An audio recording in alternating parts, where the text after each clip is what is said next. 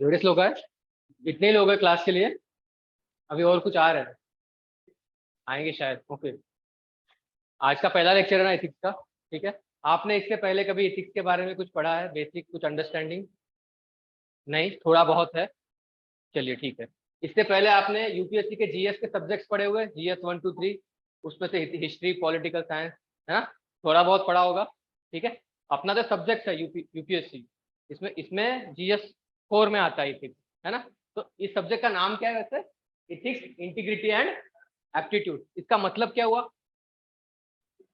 Ethics का मतलब क्या होता है? नैतिकता, है ना? नैतिकता। इंटीग्रिटी का मतलब? हाँ, क्वालिटी नहीं। इंटीग्रिटी को अगर हिंदी में बोल सक पाए या फिर उसके लिए क्या वर्ड होगा?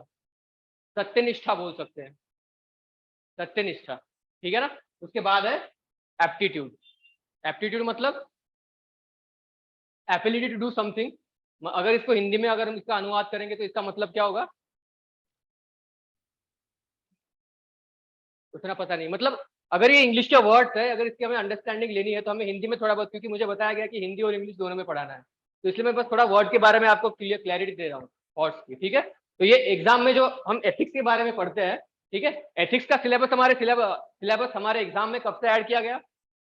2013 से। मतलब 2008 से 2014 के बीच में जो एग्जाम की प्रोसेस थी यूपीएससी की, इसमें काफी सारे चेंजेस करते जा रहे थे, है ना? ठीक है, और उस चेंजेस का लास्ट जो भी स्टेप था वो था introduction of the ethics in the syllabus of UPSC examination. ठीक है, तो इसका मतलब ये हुआ कि क्या एक्सपेक्टेशन रहती होगी, मतलब क्या सोच के यूपीएससी ने ये सिलेबस में ऐड किया गया होगा? इसका कुछ तो बेसिस रहा होगा ना पहले। ठीक है, तो क्या बेसिस रहा होगा? ठीक है ना? 2005 से लेकर 2008 या फिर 10 के बीच में कुछ ऐसे एनालिसिस किए गए या फिर कुछ ऐसे उसको क्या बोलते हैं हम लोग, थेसिस वगैरह दिए गए कि जो भी ऑफिसर यूपीएससी सिलेक्ट करके एडमिनिस्ट्रेशन में भेज रही है, ठीक है ना, उनमें एडमिनिस्ट्रेटिव इथिक्स की थोड़ी कमतरता है ना? इसकी वजह से यूपीएससी ने ऐसा सोचा कि हमें सिलेबस में इस चीज को ऐड करना चाहिए। समझ रहे हो आप? ठीक है ना? दूसरी चीज ये है, आप सब बोलोगे कि सर अगर एथिक्स हम पढ़ेंगे, इसका मतलब ये तो नहीं है कि हम सब एथिकल हो जाएंगे। समझ रहे हो ना? एथिक्स पढ़ने का मतलब ये नहीं होता कि हम सब एथिकल हो जाएंगे, है ना? फिर भी यूपीएससी ने सिलेबस में इस चीज को क्यों ऐड किया? इसके पीछे उनका क्या लॉजिक होगा?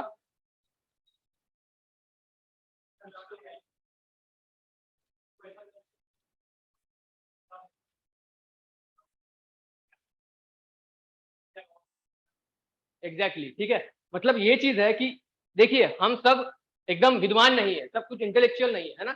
हम सब में कोई बुरी चीजें होती है, कोई अच्छी चीजें होती है ना? इनका बेसिक एक मतलब ये था, ठीक है, कि जो भी ऑफिसर बनेगा, है ना, उसको एटलीस्ट जो भी चीजें है, अगर कोई चीज है, अगर फॉर एग्जाम्पल आप ले लीजिए, कोई चीज बुरी है ना, और आपको पता नहीं है कि आपके अंदर वो क्वालिटी निगेटिव क्वालिटी है ना? अगर आपको पता नहीं है तो आप उस चीज को, अगर आप एडमिनिस्ट्रेशन में पहुंच गए उस चीज को लेके, तो आपको प्रॉब्लम्स हो सकती है या फिर आपकी वजह से सोसाइटी को प्रॉब्लम हो सकती है, जिस जगह पे आप एडमिनिस्ट्रेशन करोगे। ठीक है, तो ये चीजें एटलीस्ट आपको एक एथिक्स की एथिकल नॉलेज, थोड़ा बेसिक अंडरस्टैंडिंग हो, इस चीज को अंडरस्टैंड करते हुए यूपीएससी ने सिलेबस में इस चीज को ऐड किया है। ठीक है, ये चीज हो गई, पहली चीज हो गई एथिक्स। अब एथिक्स, इंटीग्रिटी एंड एप्टीट्यूड, दरअसल क्या है, ये सब्जेक्ट बहुत वास्ट सब्जेक्ट है। ठीक है ना? इस चीज को जब हम नाम देते हैं, इसका नाम देते हैं एथिक्स, इंटीग्रिटी एंड एप्टीट्यूड, और बेसिकली इसको जब जाना जाता है एथिक्स के नाम से जाना जाता है। ठीक है ना? मेरी लैंग्वेज कंफर्टेबल है सबको, फास्ट तो नहीं हो रहा ना? ठीक है, एथिक्स के नाम से इसको जाना जाता है। ठीक है, तो एथिक्स का मतलब क्या होता है? नैतिकता, है ना? तो हम स्टार्ट करते हैं। एथिक्स पढ़ने से पहले कुछ कुछ बेसिक चीजें, हमारा एथिक्स को लेके अप्रोच कैसा होना चाहिए उसके बारे में हम थोड़ी बहुत डिस्कशन कर लेते हैं। ठीक है ना? तो पहले लेते हैं हम लोग अप्रोच।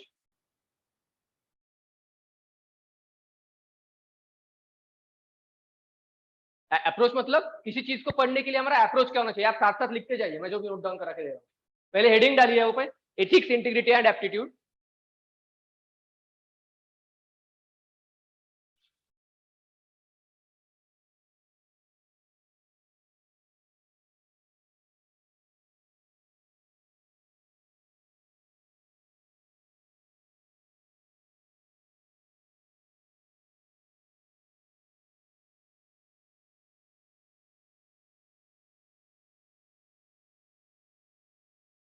पहला पॉइंट लिखिए उसमें, वैल्यू न्यूट्रलिटी, मूल्य तटस्थता। इस चीज का मतलब क्या होता है? वैल्यूज क्या होती है, मूल्य क्या होता है किसी चीज का, सिलेबस का पार्ट है ना। सिलेबस क्या है क्या नहीं है, डिटेल उसके बारे में हम लोग स्लाइड्स में पढ़ेंगे। मैं आपको इंट्रोडक्शन दे रहा हूँ कि हमें इथिक्स को अप्रोच कैसे करना चाहिए पढ़ने के अंदर, ठीक है। तो पहली चीज वहां पे देखिए, वैल्यू न्यूट्रलिटी, मतलब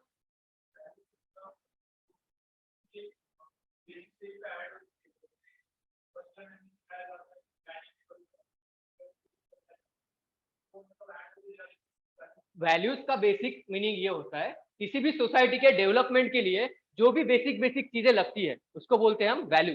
वैल्यू मतलब मूल्य हो गया, किसी चीज की मूल्य क्या है, जैसे अभी ये मार्कर है, इसका कोई ना कोई वैल्यू होगा।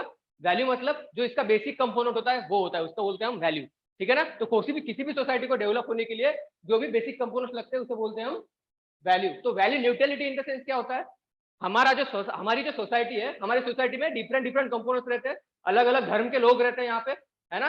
तो आप बेसिकली किस चीज से बिलोंग करते हो, ठीक है, तो आपकी बेसिक वैल्यूज अलग अलग होगी।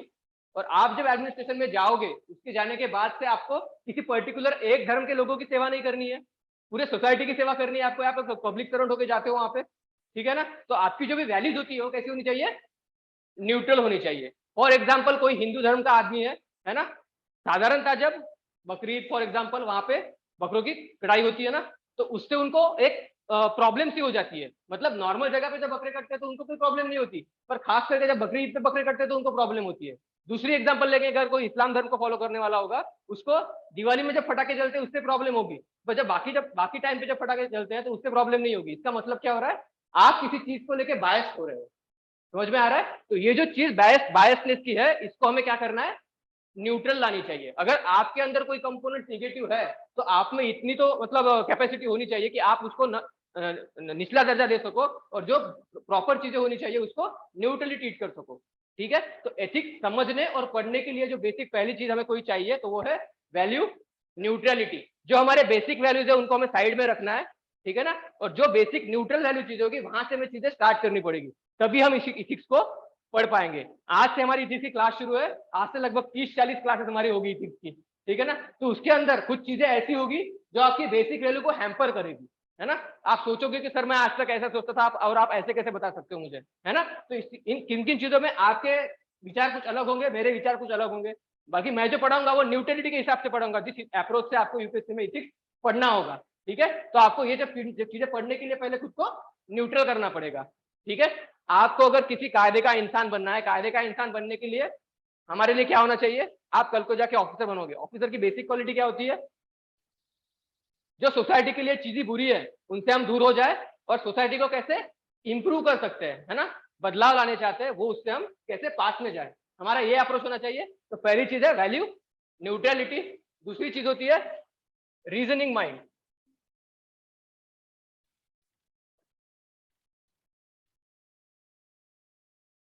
रीजनिंग मतलब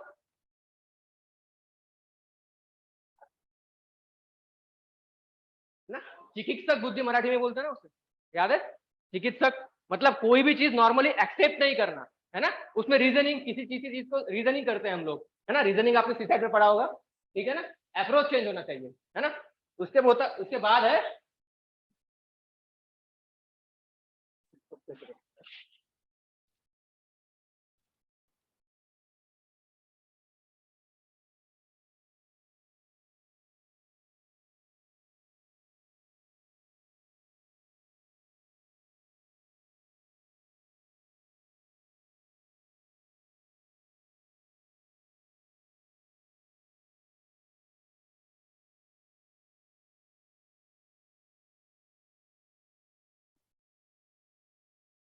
कॉन्ट्रेरियल अप्रोच, सातत्यता, इसको तो मराठी या फिर हिंदी में बोलते हैं सातत्यता। तो ये अप्रोच हमें इसमें रखना पड़ेगा। इसका मतलब क्या है, इसके अंदर और एक वर्ड होता है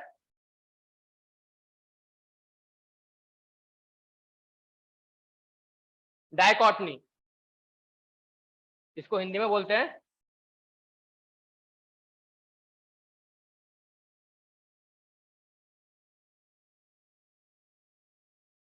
द्वैध मनोवृत्ति।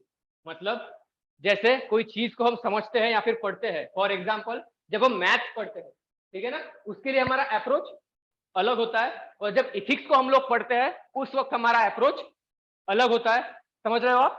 ठीक है ना? अगर आप बोलोगे जैसे मैथ्स में एक्स और वाई की वैल्यू होती है, उसका कुछ कैलकुलेशन करने के बाद में एक्स की हमें एक टिपिकल वैल्यू मिल जाती है, वाई की हमें एक टिपिकल वैल्यू मिल जाती है। पर उस सेंस से अगर हम एथिक्स में देखेंगे तो सबके वैल्यू, सबकी इथिक्स सबकी अलग अलग होती है ना?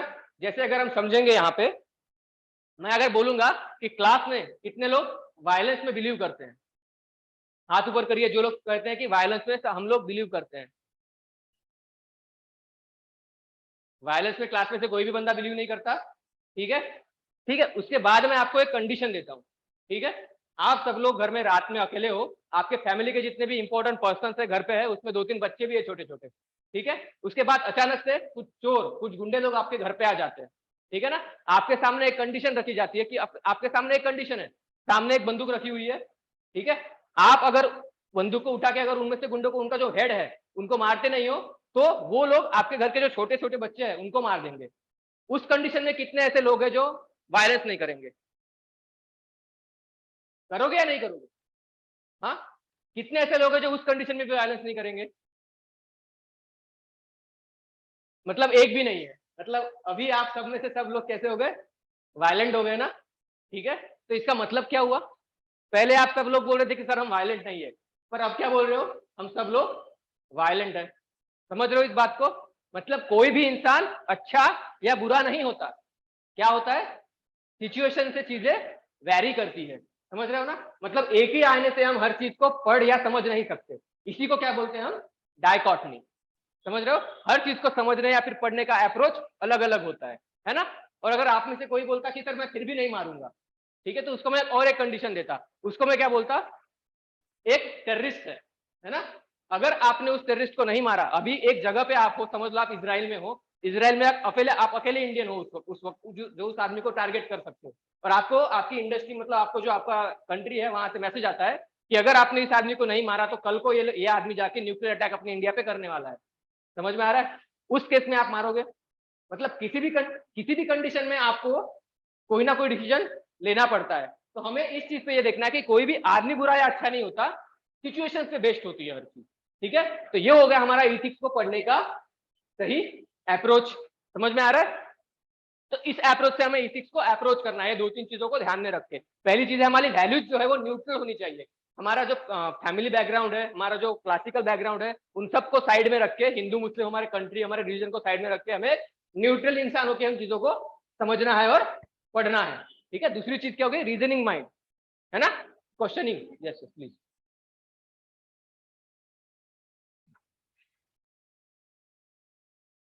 ठीक है, रीजनिंग माइंड। और तीसरी चीज क्या हो गई? Container approach. उसमें सबसे इंपॉर्टेंट चीज क्या थी? डायकॉटनी, द्वैध मनस्थिति। पता हो गया आपको? ठीक है,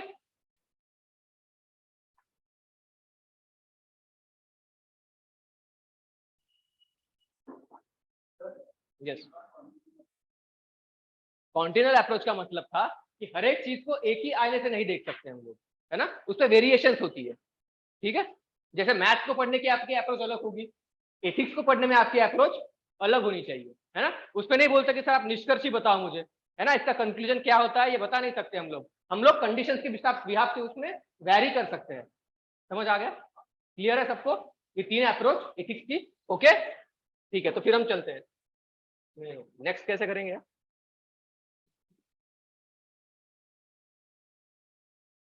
ठीक है, तो बेसिक चीजें हमने पढ़ ली क्या होती है। अगर हम एथिक्स को हमें डिफाइन करना होगा, नैतिकता की व्याख्या लिखनी होगी, तो हम कैसे बोलेंगे?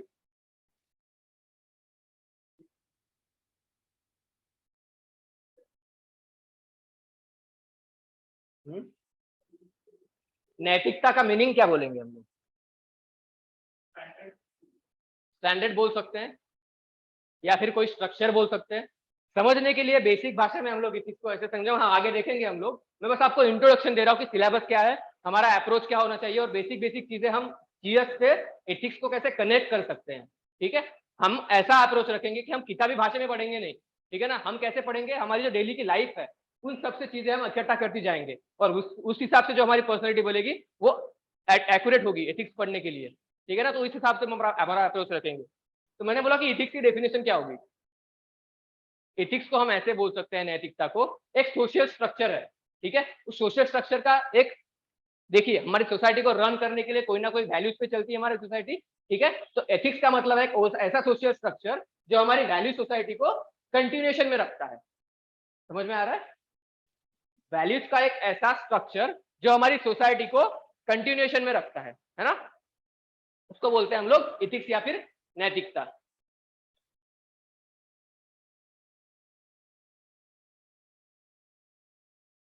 अब एथिक्स का नेचर क्या है, हम जब पढ़ते हैं एथिक्स, है ना, एथिक्स पढ़ने का हमारा बेसिक अंडरस्टैंडिंग, हमारा अप्रोच कैसे होना चाहिए।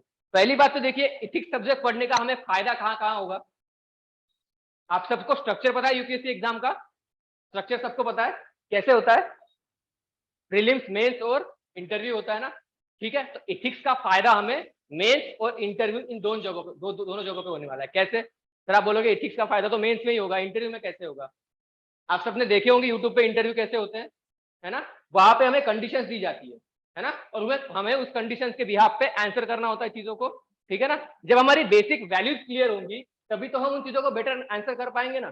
जैसे आप अभी जो पर्सन हो, अगर हम आपको कोई कंडीशन देते हैं, ठीक है ना, तो आप जैसे जो आंसर अभी दोगे और जो आंसर एथिक्स को पढ़ने के बाद दोगे, उन दोनों आंसर में डिफरेंस होगा ना कुछ तो डिफरेंस होगा। तो इसीलिए हमारा फायदा एथिक्स का मेंस में भी है और इंटरव्यू में भी है। एथिक्स का फायदा मेंस में कौन से सब्जेक्ट में होगा? ऐसे ऐसे ऐसे में 2 ऐसे आते हैं ना मेंस में, 250 में से 125 उसमें जो सेकंड वाला ऐसे होता है ना, वो कैसे होता है? फिलोसॉफिकल ऐसे होता है, फिलोसॉफिकल। तो उसमें भी हमारा फायदा एथिक्स पढ़ने से होगा, मतलब 125 मार्क्स, दूसरा 125 मार्क्स, 175 इंटरव्यू के हो गए, है ना। और तीसरी चीज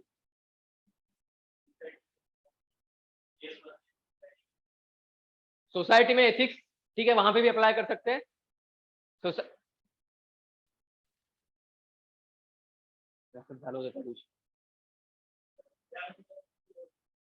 आईआर में भी कर सकते हैं, ठीक है।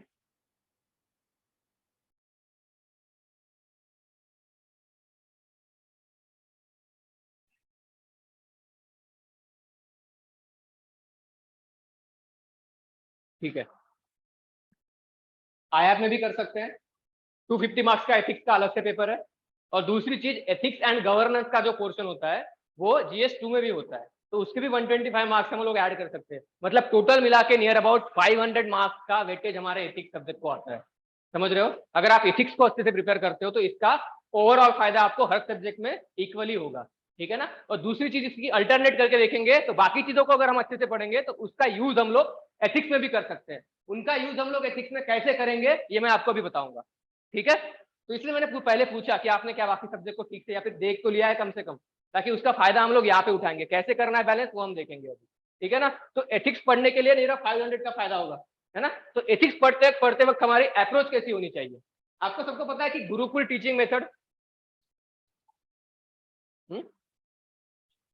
क्या होता है? गुरुकुल टीचिंग, ये देखिए, ये फोटो दिख रही है सबको यहाँ पे, ऑनलाइन में भी ये पिक दिख रही होगी, है ना। क्या होता है गुरुकुल टीचिंग में, क्या क्या बेसिक बेसिक चीजें क्या होती है? देखिए यहाँ पे लिखा हुआ है बोर्ड पे, पहला फीचर क्या है? नो स्पेसिफिक सिलेबस, कोई सिलेबस नहीं था उस चीज का, है ना। यूपीएससी ने जब इंट्रोडक्शन दिया है एथिक्स सिलेबस का, तो उसके ऊपर उसने डायरेक्टली लिखा हुआ है ना, कैंडिडेट के डेली लाइफ से जो भी चीजें सीखने जैसी होगी उनमें से हम लोग क्वेश्चन पूछ सकते हैं उसमें। और अगर आप पिछले 5-6 साल का क्वेश्चन पेपर एनालिसिस करके देखोगे तो काफी बेसिक बेसिक चीजें उन्होंने पूछी गई है। जैसे हैप्पीनेस का मतलब आपके लिए क्या है ना, ऐसी ऐसी चीजें वो लोग पूछते हैं। मतलब जो चीजें आपको किताब में पढ़ने को नहीं मिलेगी, आपके रियल लाइफ से एक्सपीरियंस करने को मिलेगी, वो चीजें वो लोग पूछते हैं, ठीक है ना। तो उसके बाद देखिए, गुरुकुल टीचिंग की हम लोग देख रहे थे कि बेसिक बेसिक क्या चीजें थी। पहला उसका फीचर था नो स्पेसिफिक सिलेबस, कोई सिलेबस नहीं है ना। आपको अपनी डेली लाइफ से चीजों को समझना है और पढ़ना है, उससे आपका अप्रोच डेवलप होगा।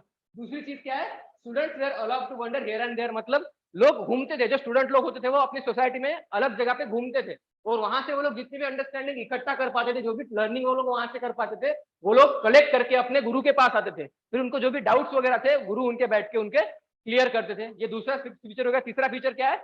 Late the growth of curiosity they come, मतलब उनकी जो क्यूरियोसिटी होती थी उस चीज की वजह से वो बहुत ज्यादा होती थी। वैसे ही हमें एथिक्स में भी अप्रोच करना है, समझ रहे हो आपको, समझ रहे हो आप चीजों को? गुरुकुल टीचिंग क्या होती है समझ आ रहा है? पहली चीज तो कोई स्पेसिफिक सिलेबस नहीं होता, आप खुद से लर्न करते हो, है ना, चीजों को सीखते हो, फिर उसके बाद डिस्कशन होता है और जो भी डाउट क्लियरिंग होती है उस तरीके से होती है। तो इथिक्स की लर्निंग आपकी उस तरीके से होनी चाहिए, है ना, मतलब जितना भी नॉलेज ग्रास्प कर पा रहे हो उतना कर लो, फिर उसको एनालिसिस करते बैठो। समझ में आ रहा है? उस तरीके से चीजों के तो चीजों को पढ़ने में मजा भी आएगा।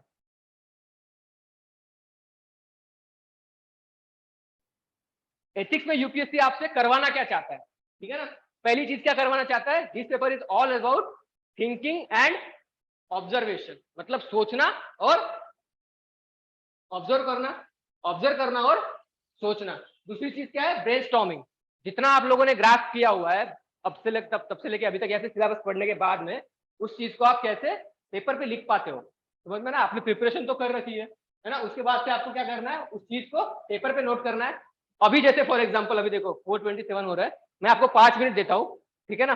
आप अपने लाइफ का, है ना, जो आपका सबसे हैप्पी मोमेंट रहा होगा या फिर जिस मोमेंट पे आप प्राउड फील करते हो उस इंसिडेंट के बारे में 5 लाइन लिखिए प्लीज। 4:27 हो गए, 5 मिनट तक आप लिख सकते हो, 5 लाइन लिखनी है जो इंसिडेंट आपके लाइफ का होगा उसके बारे में, जिससे आप बहुत प्राउड फील करते हो या फिर बहुत हैप्पी थे उस टाइम पे। समझ में आया सबको क्वेश्चन? प्लीज लिखिए उसमें।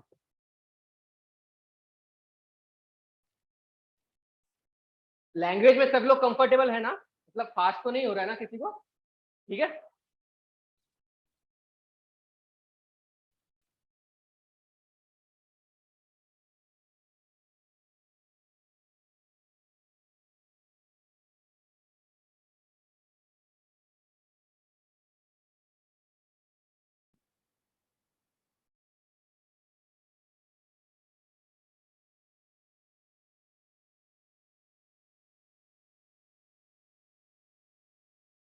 ऑनलाइन में जितने लोग अटैच है उन्होंने भी लिखना है। 5 लाइन्स लिखिए, जो भी आपके जिंदगी का अब तक का प्राउड मोमेंट होगा आपकी लाइफ का उसके बारे में 5 लाइन्स लिखनी है। कोई भी हो सकता है, एग्जाम में मार्क्स आए, है ना, आपने कोई अच्छा काम किया हो, उस बारे में लिखिए। 5 लाइन्स ही लिखनी है बस।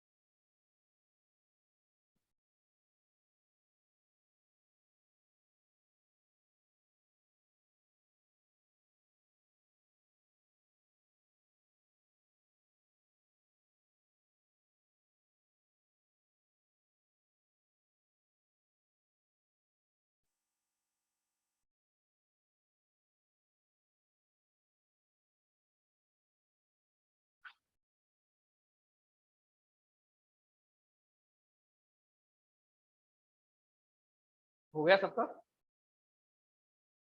और 2 मिनट है, लिख सकते हो आप।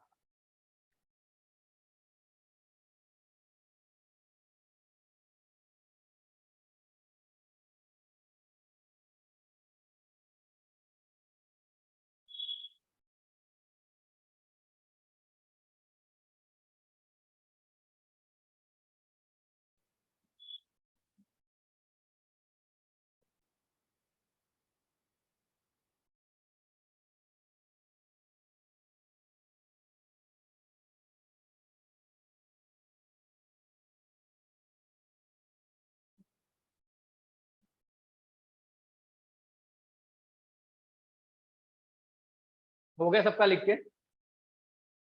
किस किसने लिखा है, किसी ने लिखा भी नहीं है?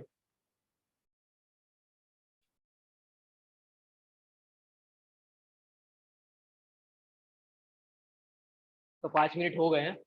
आप सब लोग अपनी कॉपी उठा के मुझे दिखाओ, आपने कितना लिखा है। 2 लाइन।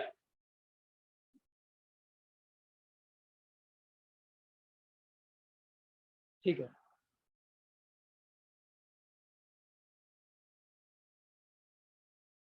ओके।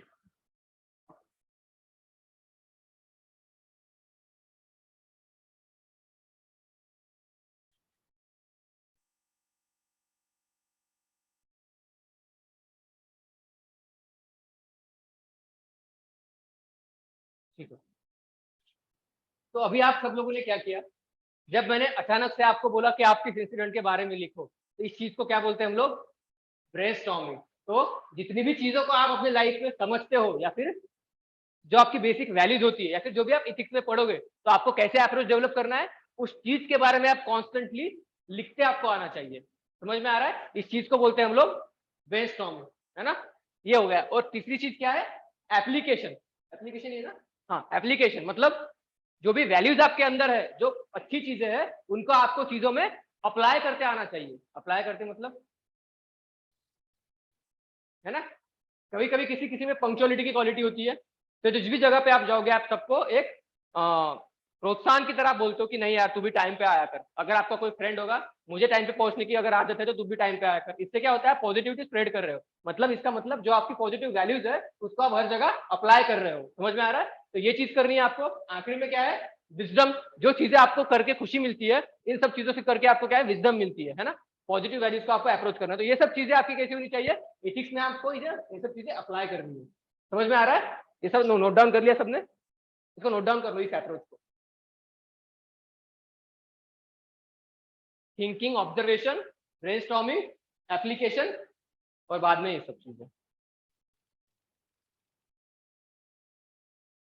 ये एंड का समझ में आ गया एकदम आपको? इसका मतलब क्या है, किसी चीज के बारे में आपको एक्सपीरियंस आया है, और उस चीज के बारे में आपकी जो बेसिक नॉलेज थी, उन सबका मिक्सचर करने के बाद में जो आप भी डिसीजन लोगे, वो एक बेटर डिसीजन होगा। समझ में आ रहा है ना? किसी चीज के बारे में आपकी बेसिक नॉलेज और आपका एक्सपीरियंस उस पर जब मिक्स हो जाता है, तो आपकी जो उसकी जजमेंट होती है, वो बहुत एक्यूरेट होती है ऑन बिहाफ ऑफ उस एक्सपीरियंस के बिहाफ से।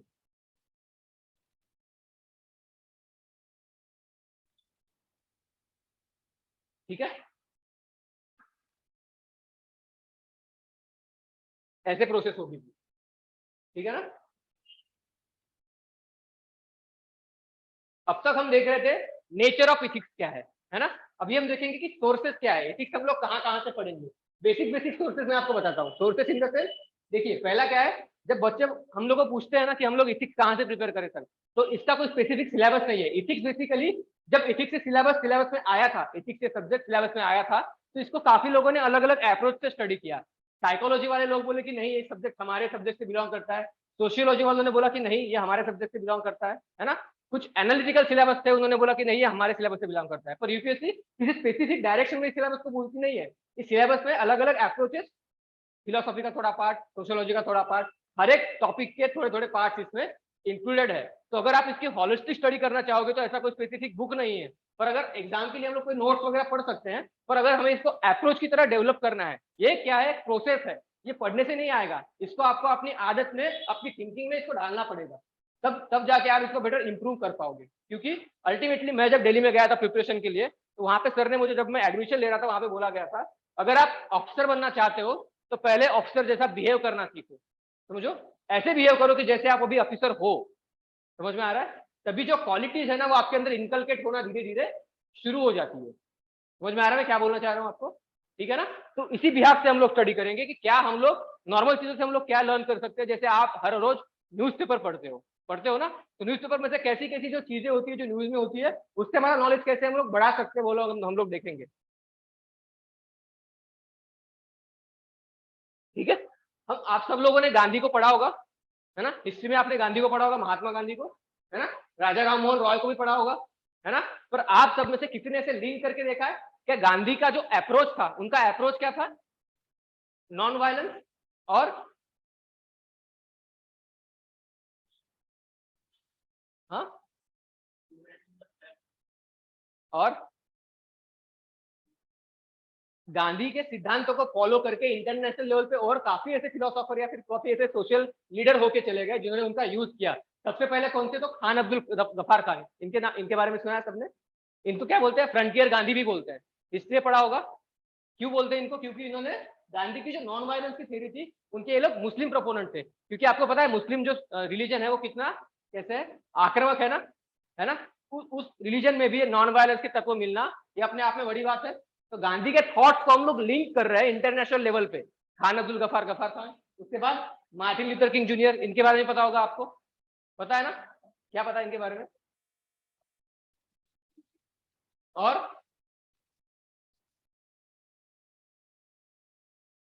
ह्यूमन राइट्स का वायलेशन जो अमेरिका में हो रहा था, उसके अगेंस्ट उन्होंने एक मूवमेंट राइज की थी, और उस मूवमेंट में उन्होंने नॉन वायलेंस कंपोनेंट का यूज किया था। ठीक है ना? उसके बाद नेल्सन मंडेला के बारे में पता होगा आपको। हाँ, साउथ अफ्रीका की जो अपार्थीड है, रंग भेद की जो अप्रोच पॉलिसी थी ब्रिटिश की, उनके खिलाफ उन्होंने आवाज उठाई थी, है ना? जैसे हमारे गांधी हमारे फादर ऑफ नेशन बोलते हैं, जैसे साउथ अफ्रीका के father of nation Nelson Mandela को बोला जाता है। तो उन्होंने भी गांधी की नॉन वायलेंस की पॉलिसी को अडॉप्ट किया था। उसके बाद अरब स्प्रिंग करके एक मूवमेंट चली, वहां पे भी नॉन वायलेंस की पॉलिसी अडॉप्ट की गई थी। तो जब आप गांधी को पढ़ते हो तो उनको आपको ऐसे समझना है कि एक इंटरनेशनल लेवल पे गांधी का एक्सेप्टेंस क्या हुआ, रीजनल लेवल पे कहाँ कहाँ गांधी जी की एक्सेप्टेंस की, उनके थॉट की एक्सेप्टेंस की गई। तो इस बिहाफ से ऐसे हमें उन चीजों को अप्रोच करना है। समझ रहे हो आप? जब आप हिस्ट्री पढ़ते हो, जब ज्योग्राफी पढ़ते हो, ज्योग्राफी में तो नहीं होगा, हिस्ट्री पढ़ते हो, सोसाइटी पढ़ते हो, है ना? इन सब चीजों में हम इन सब चीजों को देखना है, परखना है। या फिर जब करंट अफेयर्स पढ़ते हो आप लोग, ठीक है? ये देखिए, ट्रुथ एंड नॉन वायलेंस था उनका। ठीक है? उसके बाद राम मोहन रॉय। राम मोहन रॉय के बारे में आप जानते हो किस चीज के लिए लोग जाने जाते हैं? राम मोहन रॉय किस चीज के लिए जाने जाते हैं? हाँ,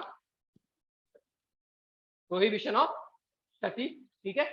उन्होंने, वो इतने प्रोपोनेंट क्यों थे? वो मतलब सती को उन्होंने प्रोहिबिट क्यों किया? उसका रीजन क्या था? इस चीज के बारे में पता है आपको? आपने जस्ट इतना पढ़ा कि राम मोहन रॉय कौन थे? सती को प्रोहिबिट करने वाले इंसान थे। तो उन्होंने सती को प्रोहिबिट क्यों किया? इन ह्यूमन प्रैक्टिस है करके किया। ठीक है ना? अगर दूसरे, क्योंकि राजा राम मोहन राय अकेले नहीं थे, कितने सोशल लीडर थे, उन्होंने क्यों नहीं सोचा कि हम लोग सती को प्रोहिबिट करते हैं? उनकी जो भाभी थी वो सती चली गई थी, तो ना उनकी डेथ के बाद भी उनको रियलाइज हो कि ये कितनी क्रूअल प्रैक्टिस है। ठीक है ना? तो आपकी जो वैल्यूज होती है उसको आपको इनकलकेट करने में थोड़ा सा पिंच करना पड़ता है, तभी आपकी वैल्यूज बाहर आती है। ठीक है? तो ये जो भी सोशल लीडर थे, जब आप इन सबको पढ़ते हैं, मैं अप्रोच बता रहा हूँ आपको, जब आप हिस्ट्री पढ़ते हो तो आपको समझना है कि राजा राम मोहन रॉय ऐसी कौन सी वैल्यूज थी जो पिन हुई इस इंसिडेंट की वजह से। उस वैल्यू का यूज हम लोग एथिक्स में कर सकते हैं। समझ आ रहा है आपको? है ना? राजा राम मोहन रॉय का एग्जाम्पल हम लोग कहाँ कहाँ पे दे सकते हैं? जहाँ पे एम्पैथी की बात होती होगी, एम्पैथी, सिंपैथी, कंपैशन की बात जहां जहां पे होती होगी, वहां पे हम लोग राजा राम मोहन राय का एग्जांपल दे सकते हैं। ट्रूथ, नॉन वायलेंस का जहां जहां पे जिक्र होगा वहां पे हम लोग उन सब लोगों का एग्जांपल दे सकते हैं। तो ऐसा अप्रोच आपको पढ़ने में डेवलप करना होगा। समझ में आ रहा है सबको? अंडरस्टूड है? बताया ना मैंने? Compassion, empathy. कंपैशन क्या होता है? तीन वर्ड्स है, sympathy, empathy and compassion. Sympathy मतलब सहानुभूति। कैसे, किसे ऐसे डिफाइन कैसे करेंगे इस चीजों को? एग्जाम्पल के द्वारा बताइए। सिंपैथी, एम्पैथी और कंपैशन। एग्जाम्पल देता हूं आपको। किसी चीज को रास्ते में एक्सीडेंट हो गया, ठीक है ना? तीन तरीके के लोग होते हैं, ठीक है ना? पहला क्या बोलेगा? अरे एक्सीडेंट हो गया, बहुत लग गया होगा उसको, इतना बोल के चले जाते हैं। ठीक है? उसको क्या बोल गए? सिंपैथी। एम्पैथी क्या बोलेंगे? दूसरे तरीके के लोग क्या होते हैं? जो वहां पे जाते हैं, ठीक है ना, वहां पे जाके उसको बिठाते हैं एक जगह पे, वो हो गई एम्पैथी। ठीक है? और कंपैशन क्या हो गया? तीसरे तरीके के लोग होते हैं, वो क्या करते हैं? उस चीज को जाके उठाते हैं, बिठाते हैं। अगर नहीं, सच में तेरे को बहुत लगा है, मैं तेरी जो कंडीशन है वो मैं समझ सकता हूँ, क्योंकि मेरे साथ भी ऐसा हो चुका है। समझ रहा है? आप उस पर्सन की फीलिंग को कंपेरेटिवली ज्यादा बेटर तरीके से समझ रहे हो, है ना? वहां पे आप समझते ही नहीं है, उसको ले जाके आप हॉस्पिटल में भी ले जाते हो। समझ रहा है? तो ये क्या हो गया? कंपैशन हो गया। सिंपैथी, एम्पैथी, कंपैशन आपको समझ में आ गया, है ना? तो इस तरीके की चीजों को हमको समझना है, बस खाली रटना नहीं है। अगर रटोगे तो एथिक्स में आप लिख नहीं पाओगे। समझ में आ रहा है? जिस जैसे हम लोग पढ़ रहे हैं ना, उस जैसे आपको आंसर राइटिंग प्रैक्टिस करनी है। Answer writing in the sense कुछ थॉट प्रोसेस अपनी बिल्डिंग करते हमें लेके जाना है, तभी हम उस लेवल तक आ पाएंगे जिस लेवल तक हमें आंसर राइटिंग में फायदा होना चाहिए उसकी। ठीक है? तो अभी हम लोग सोर्सेज देख रहे हैं। जीएस 2 का सब्जेक्ट हमें पता है, है ना, वहां पे हम लोग क्या पढ़ते हैं, पॉलिटी पढ़ते हैं, पॉलिटी में हम लोग कॉन्स्टिट्यूशन पढ़ते हैं। अगर हम लोग हॉलिस्टिकली देखें तो कॉन्स्टिट्यूशन क्या है, इथिकल पॉइंट ऑफ व्यू से देखेंगे तो क्या है कॉन्स्टिट्यूशन, एक सेट ऑफ डॉक्यूमेंट्स है जो सारी इथिकल चीजों से बना हुआ है ना, मतलब जो भी बुरी चीजें हैं उसको कॉन्स्टिट्यूशन में नहीं है ना, तो कॉन्स्टिट्यूशन क्या है हमारा, एथिकल डॉक्यूमेंट है, ठीक है। तो वहां पे जितनी भी चीजें हम लोग पढ़ेंगे, जैसे हम प्रियम्बल पढ़ते हैं, है ना, हम लोग डायरेक्टिव प्रिंसिपल पढ़ते हैं, हम लोग फंडामेंटल राइट पढ़ते हैं, वहां पे क्या कर दिया, वहां पे कौन सी बातें की जाती है, हमेशा सोसाइटी को, है ना, डेवलप करने की बातें की जाती है ना। तो डेवलप करने के लिए हमें किन चीजों की आवश्यकता है, बेसिक कोर वैल्यूज की आवश्यकता है ना। तो हम वहां से भी वैल्यूज का इंकलकेशन देख सकते हैं। फंडामेंटल राइट में हमको क्या पढ़ना है, उसमें कौन सी वैल्यूज इंकलकेट होती जा रही है, समझ में आ रहा है आप लोग, वहां से हम लोग पढ़ सकते हैं। दूसरी चीज हो गई, डीपीएसपी को हम लोग क्या बोलते हैं दूसरी लैंग्वेज में, को साइंस ऑफ द कॉन्स्टिट्यूशन भी बोलते हैं, पता है ना, को साइंस मतलब, को साइंस मतलब, कंसाइंस मतलब तत्सद विवेक बुद्धि, मतलब आपकी सीधा सीधा बोलेंगे आपकी अंतर्यात्मा, आपकी अंतरात्मा की आवाज, उसको बोलते हैं हम लोग कंसाइंस, है ना। तो कॉन्स्टिट्यूशन क्या क्या बोलते हैं उसको, डीपीएसपी को कॉन्स्टिट्यूशन का कंसाइंस भी बोलते हैं। मतलब क्यों इसको ऐसे बोलते होंगे, फंडामेंटल राइट्स को क्यों नहीं बोलते, फंडामेंटल राइट क्या होता है, एक इंडिविजुअल की बात करता है, पर डीपीएसपी पूरे सोसाइटी की बात करते हैं, है ना। इसीलिए हम लोग को कंसाइंस बोलता है। कॉन्स्टिट्यूशन किसके लिए, किसी एक चीज के लिए नहीं है ना, पूरे सोसाइटी के लिए, पूरे कंट्री के लिए है, इसीलिए उसको कंसाइंस करके एक डीपीएसपी को ही कॉन्स्टिट्यूशन का कंसाइंस बोला जाता है। तो इस तरीके से जो भी वैल्यूज उसमें आ रही है ना, हमें वहां से भी लर्न करनी है। उसके बाद हम लोग देखेंगे एथिक्स का सोर्स इंटरनेशनल रिलेशन में कैसे, एक टॉपिक हमारे सिलेबस में भी है, एथिक्स का रिलेशन इंटरनेशनल रिलेशन कैसे कैसे है। तो यहाँ पे हम लोग क्या देखेंगे कि जब कोई वॉर चल रहा होता है ना, तो वहां पे कौन सी वैल्यूज ऐड हो जाती है और कौन सी वैल्यू को हमें वहां पे परखना पड़ता है, वो भी हम लोग यहाँ से लर्न कर सकते हैं। जब आप कोई न्यूज पढ़ते हो, जैसे फॉर एग्जाम्पल अभी अफगानिस्तान में हो रहा था, हॉलोकॉस्ट हो रहा था वहां पे, जब तालिबानियों ने आके वहां पे गवर्नमेंट को कैप्चर किया, ठीक है, तो वहां पे हम लोग जब पढ़ रहे थे वो न्यूज, तो वो खाली पढ़ के छोड़ दिया हम लोगों ने। हम लोगों को वहां पे ये भी सोचना चाहिए था कि यहाँ पे कौन सी वैल्यूज इन्वॉल्व है, समझ में आ रहा है आपको। तो हम जब पढ़ते हैं किसी चीज को, तो हमें उस वहां से ऐसे अप्रोच करना आता है। तो क्या है, वॉर कैन बी जस्टिफाइड, क्या आप वॉर को जस्टिफाई कर सकते हो, इंटरनेशनल लेवल पे हम लोग वॉर को पढ़ते हैं ना, तो क्या हम लोग वॉर को जस्टिफाई कर पाएंगे,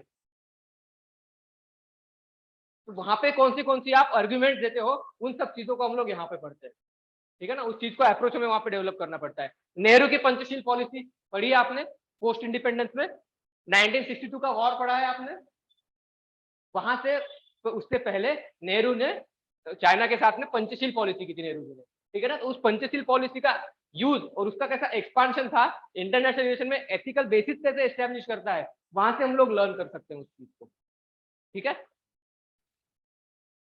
जैसे एग्जाम्पल, जब हम कोरोना का उदय कहाँ से और राइज कहाँ से हुआ था, चाइना से हुआ था। अभी भी लोग, कुछ लोग हैं जो कोरोना को, चाइना को कोरोना की वजह से ब्लेम करते हैं कि इनकी वजह से पूरी इकोनॉमी का डिप्रेशन में चली गई, ये सब हो गया, वो बात हो गई। तो ऑन द एथिकल ग्राउंड, अगर हमने यूरोप को 15th सेंचुरी में प्लेग के लिए ब्लेम नहीं किया था, तो हमको चाइना को भी नहीं करना चाहिए, समझ में आ रहा है। क्योंकि 15th सेंचुरी में प्लेग की वजह से बहुत बड़ी महामारी फैली थी, पूरे इंटरनेशनल लेवल में उसकी वजह से बहुत नुकसान हुआ था। तो जब लोगों ने 15th सेंचुरी में यूरोप को ब्लेम नहीं किया, तो अभी 19th सेंचुरी में चाइना को ब्लेम करके कोई फायदा नहीं है, on the ground of ethical basis पे। तो हम लोग ये देख रहे हैं कि इंटरनेशनल बेसिस पे हम लोग एथिक्स का अप्रोच कैसे अडॉप्ट कर सकते हैं, ठीक है ना। उसके बाद आ रहा है न्यूज़पेपर में से कैसे हम लोग उसको ग्रास्प कर सकते हैं वैल्यूज को। सोर्स है सोशल इश्यूज में, देखिए न्यूज़पेपर में काफी चीजें होती है जो जेंडर, कास्ट, क्लास डिस्क्रिमिनेशन के खिलाफ लिखी हुई होती है उस बेसिस से। तो वहां से हमें कौन सी वैल्यूज को इंकलकेट कर सकते हैं, वो हमको देखना है। जैसे फॉर एग्जाम्पल जालीकट्टू, जालीकट्टू पता है क्या होता है, वहां पे एक फेस्टिवल है वहां का, तमिलनाडु का, जालीकट्टू। उसमें क्या होता है,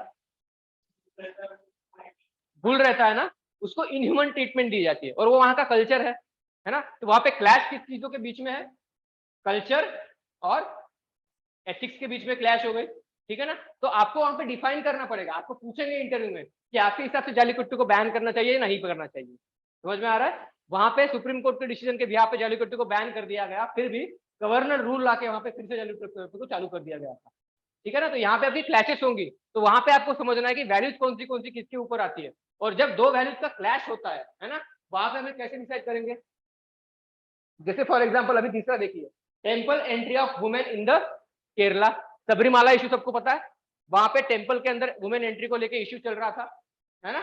तो वहां पे क्या क्या क्लैश हो गई,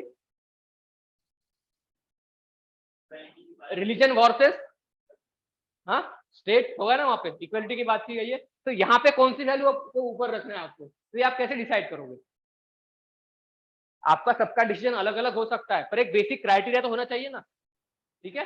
तो वहां पे हम लोग सबसे पहले क्या करेंगे, कौन सी वैल्यूज इन्वॉल्व है उसको हम लोग जज करेंगे, कौन सी वैल्यूज वहां पे इन्वॉल्व है। उसके बाद हम लोग हायरार्की देखेंगे, हायरार्की मतलब कौन सी वैल्यू को हमें इंपॉर्टेंस ज्यादा देनी पड़ेगी, है ना। तो उस वैल्यू के बिहाफ पे हम लोग उस चीज को जज कर सकते हैं। समझ में आ रहा है, समझ में आया सबको, क्लियर है, कोई डाउट, ठीक है ना। हम लोग डिसीजन कैसे लेंगे, तो ये जब भी हम इश्यू पढ़ते हैं तो हम लोग को बस उनको पढ़ना नहीं है, हमको उसको जज भी करना है, क्योंकि एथिक्स में हम सब चीजों को लिखना पड़ता है इसके बारे में।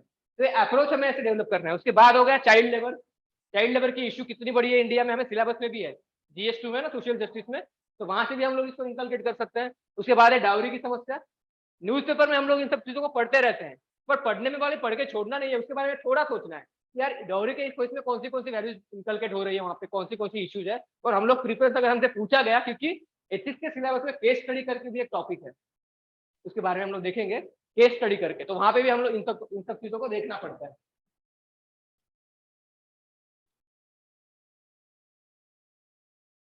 ठीक है। उसके बाद हम लोग देख रहे हैं इंडिया जैसी कंट्री में लॉकडाउन की जरूरत क्यों पड़ती है, बाकी कंट्री में क्यों नहीं पड़ी लॉकडाउन की जरूरत, हाँ पॉपुलेशन है, और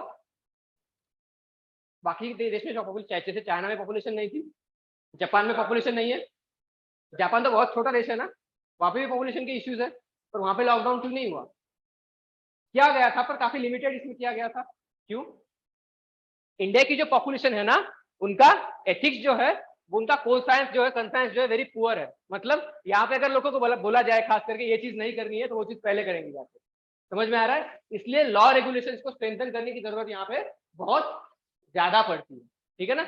हमें यहाँ की लोगों का कंसाइंस लो लेवल से लेके हाई लेवल तक डेवलप करना पड़ेगा, उसके बाद हमें लॉकडाउन की जरूरत नहीं पड़ेगी। जब लोगों को अपने आप ही समझ में आ जाए कि यार घर से बाहर निकलना खतरे से भरा हुआ है, तब लोग खुद ही बाहर नहीं निकलेंगे, है ना। उसके लिए उसको वैसे उनका अप्रोच डेवलप करना पड़ेगा हमें, ठीक है। तो ये सब चीजें हम लोग कंसाइंस में पढ़ते हैं, एथिक्स में सोच लेते हैं, ठीक है। उसके बाद अब तक हमने देखा कि एथिक्स का रिलेशन पॉलिटी से कैसे था, IR से कैसे था, फिर सोशल इश्यूज से कैसे था, अब हम लोग देखेंगे एथिक्स का रिलेशन एनवायरमेंट से कैसे है ना।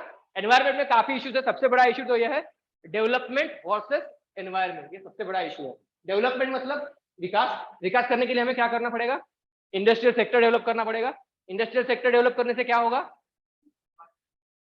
इंडस्ट्रियल सेक्टर को डेवलप करने से एम्प्लॉयमेंट जनरेशन होगी, एम्प्लॉयमेंट जनरेशन से क्या होगा, लोगों की सोर्स ऑफ इनकम बढ़ेगी, जब आपकी इनकम बढ़ेगी तो आपकी स्टैंडर्ड ऑफ लिविंग बढ़ेगी, स्टैंडर्ड ऑफ लिविंग बढ़ने की वजह से क्या होगा, डेवलपमेंट होगी, समझ में आ रहा है। जब आपके पास पैसे होंगे तभी तो आप उच्च शिक्षा को प्राप्त कर पाएंगे ना, या फिर हेल्थ की अच्छी सर्विसेज ले पाएंगे, समझ में आ रहा है।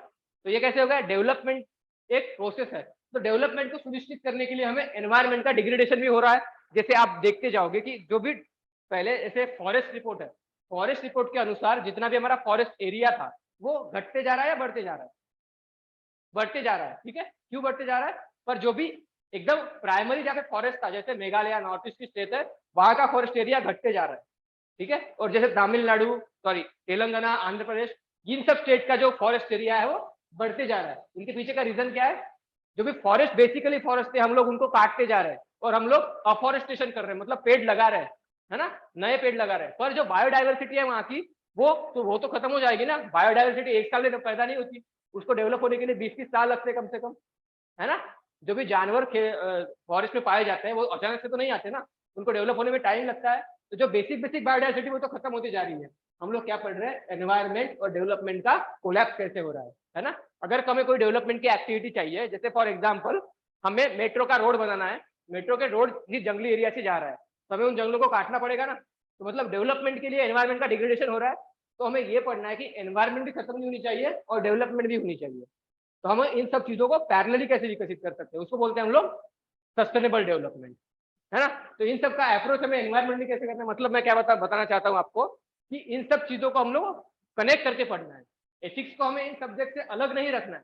जो भी वैल्यूज, जो भी चीजें, जो भी मॉरल्स हम लोग एथिक्स में पढ़ेंगे, उन सब चीजों को हमको इनमें अप्लाई करके देखना है, ठीक है ना। और सबसे बड़ी चीज होती है, 3 पी होते हैं, पीपल, प्लैनेट और प्रॉफिट। लिख लो इसको, आप लोग लिखते जा रहे हो ना साथ साथ में थोड़ा बहुत।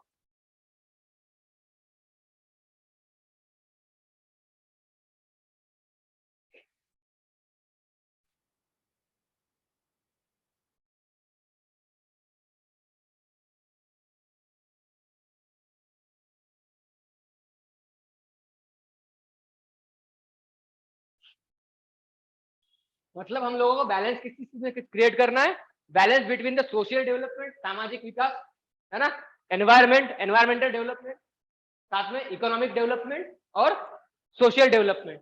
इन सब चीजों को हमें बैलेंस करके चलना है, ठीक है, एथिक्स के वैल्यू के हिसाब से। लिख लिया सबने?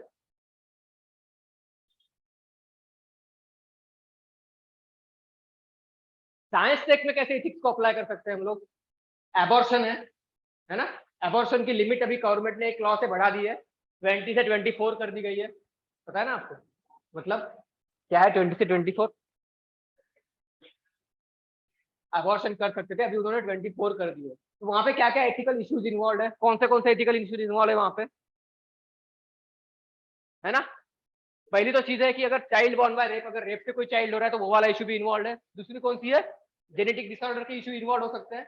तीसरी चीज है rights of the father when come to decision of the abortion, मतलब एबॉर्शन का डिसीजन वहां पे इनकलकेशन फादर का भी होना चाहिए या फिर खाली मदर का डिसीजन होना चाहिए। तो ये सारी इश्यूज वहां पे इन्वॉल्व है ना। तो इन सब चीजों को डील करने के लिए हमें क्या चीजों की जरूरत पड़ेगी? वैल्यूज की जरूरत पड़ेगी, इथिक्स की जरूरत पड़ेगी। तो यहाँ पे भी हम लोग वहां का यूज कर सकते हैं, वहां को पढ़ते हुए भी हम लोग इथिक्स का अप्रोच यहाँ पे अडॉप्ट कर सकते हैं। दूसरी चीज हो गई क्लोनिंग। क्लोनिंग मतलब क्या होता है? क्लोनिंग मतलब पढ़ा होगा ना आपने, साइंस में पढ़ा होगा, फिर कहीं भी किसी मूवी में भी पढ़ा होगा। क्लोन मतलब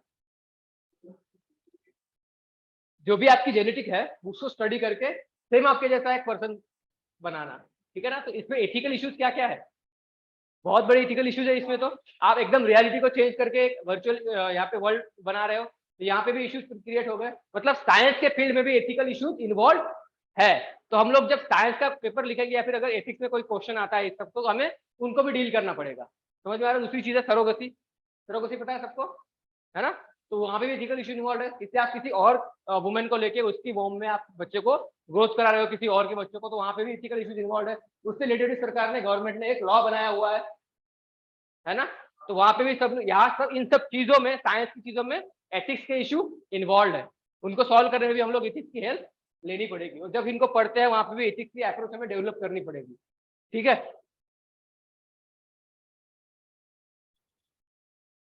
सबसे बड़ा सोर्स जो है हमारी एथिक्स का वो क्या है? आपकी पर्सनल लाइफ, ठीक है ना।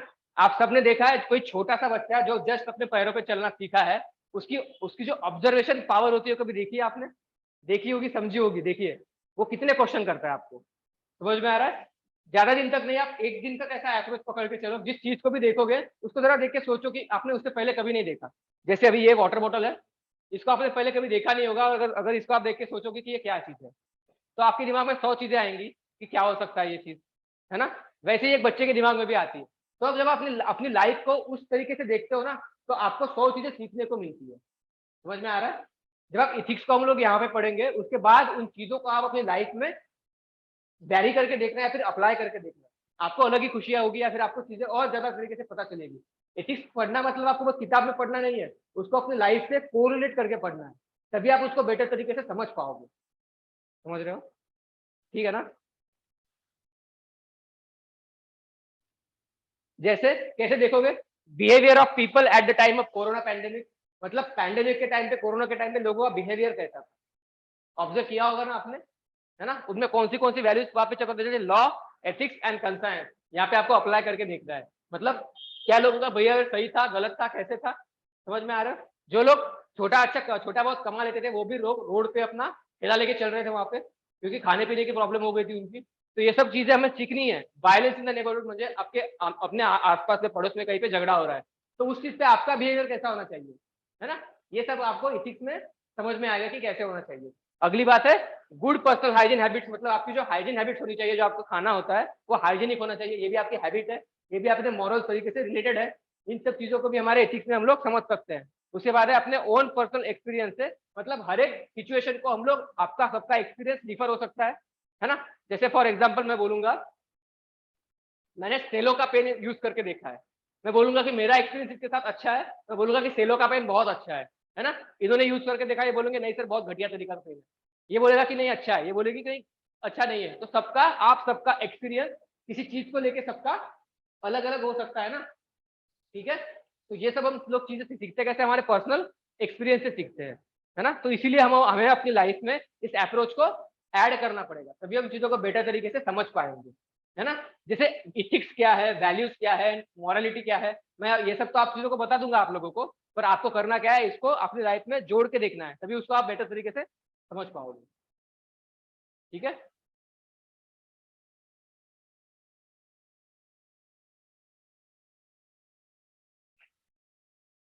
सबसे बड़ा सोर्स हो गया मीडिया, है ना। मीडिया से भी, मीडिया में सब कुछ आ गया, मोबाइल, इंटरनेट, अपना टीवी में जो भी मीडिया होती है, डिजिटल मीडिया, न्यूज़पेपर, सब आ गए। इन सब चीजों में से आप एग्जाम्पल्स को कैसे उठाते हो और कैसे सिलेबस से रिलेट करके उनको समझते हो, ये भी चीजें हमें पढ़नी पड़ेगी एथिक्स में। ये सारे क्या हो गए, एथिक्स के सोर्सेस हो गए, यहाँ से हम लोग इस चीज को पढ़ सकते हैं, समझ सकते हैं, ठीक है। ठीक है, आपकी, हमारा सब्जेक्ट पढ़ने के बाद में जो भी नॉलेज डेवलप होगी, उन सब चीजों को जब आप तीनों एथिक्स के पेपर से ऑब्जर्वेशन से छानोगे, उसके बाद हमें क्या करना है, प्रिज्म ऑफ एथिक्स साइकोलॉजी, मतलब जितने भी आपका जीएस का तीनों सब्जेक्ट है ना, कौन सब्जेक्ट है, जीएस 1 में हिस्ट्री, ज्योग्राफी, सोसाइटी, जीएस 2 में कॉन्स्टिट्यूशन, पॉलिटी, है ना, आईआर, और जीएस 3 में economy, science, environment, disaster management. इन सब चीजों को आप लोग जब एथिकल बेसिस से आप लोग एनालिसिस करोगे या फिर पब्लिक एडमिनिस्ट्रेशन बेसिस पे, तो फाइनली आपको क्या मिलेगा, विजडम और अच्छे मार्क्स मिलेंगे। समझ में आ रहा है, मतलब जब आप आंसर राइटिंग स्टार्ट करोगे एथिक्स की, तो हमको इस सब अप्रोचेस को वहां पे ऐड करना है। समझ में आ रहा है, ठीक है ना। तो एथिक्स को पढ़ने में कैसे अप्रोच होना चाहिए, वहां पे आपको अंडरस्टैंडिंग हो गई, यहाँ पे क्लियर है सबको, किसी को कोई डाउट है, अभी तक हमने शुरू नहीं किया।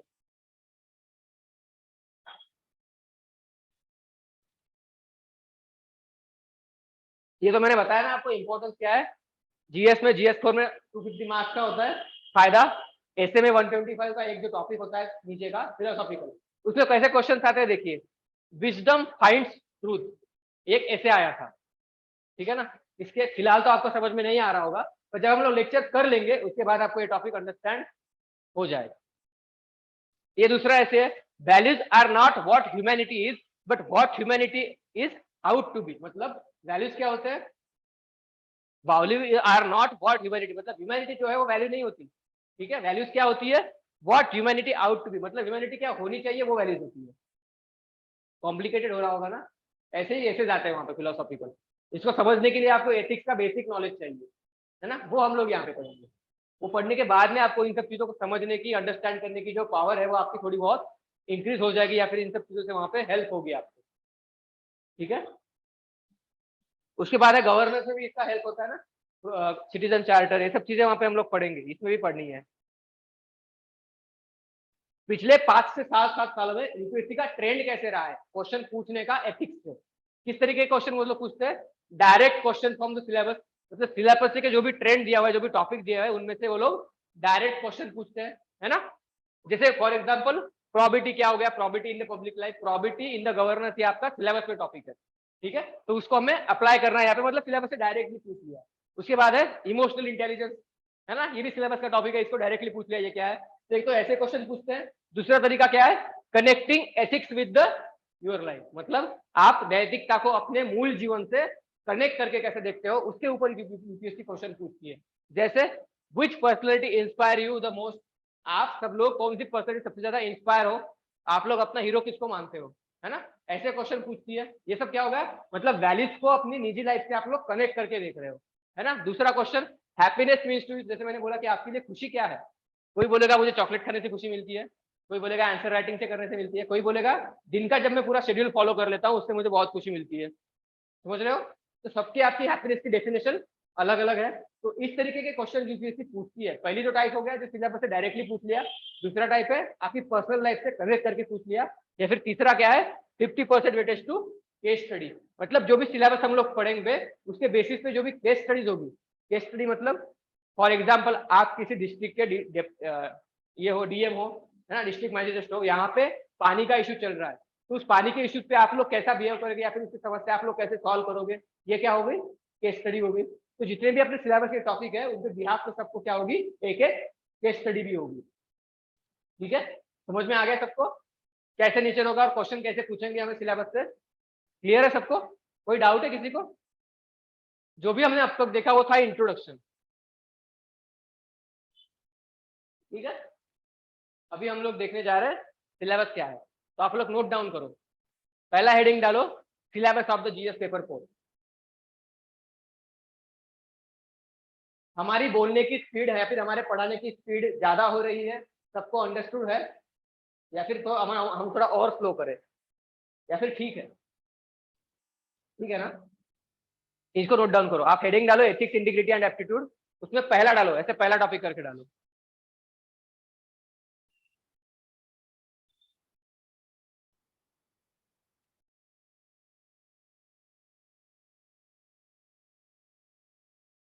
उसमें लिखो एथिक्स एंड ह्यूमन इंटरफेस।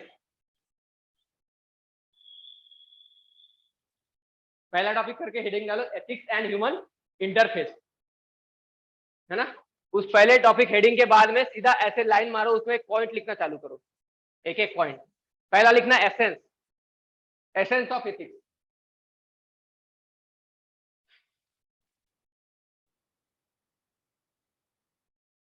उसके बाद डिटर्मिनेंट्स ऑफ एथिक्स।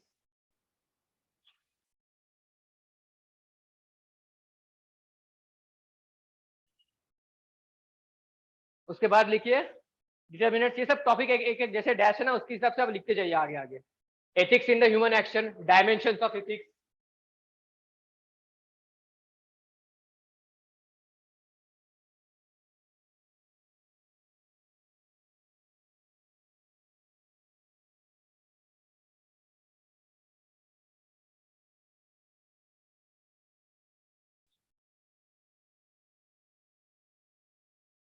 लिखा ये सब, यहां तक लिख लिया आपने, ये तीनों लिख लो। उसके बाद दूसरा नंबर डालना है यहाँ पे, उसके बाद इसमें एटीट्यूड लिखना।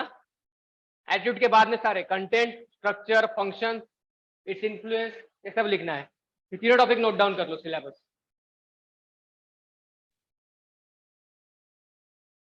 उसके बाद वैसे ही तीसरा नंबर डाल के लिखना है एप्टीट्यूड।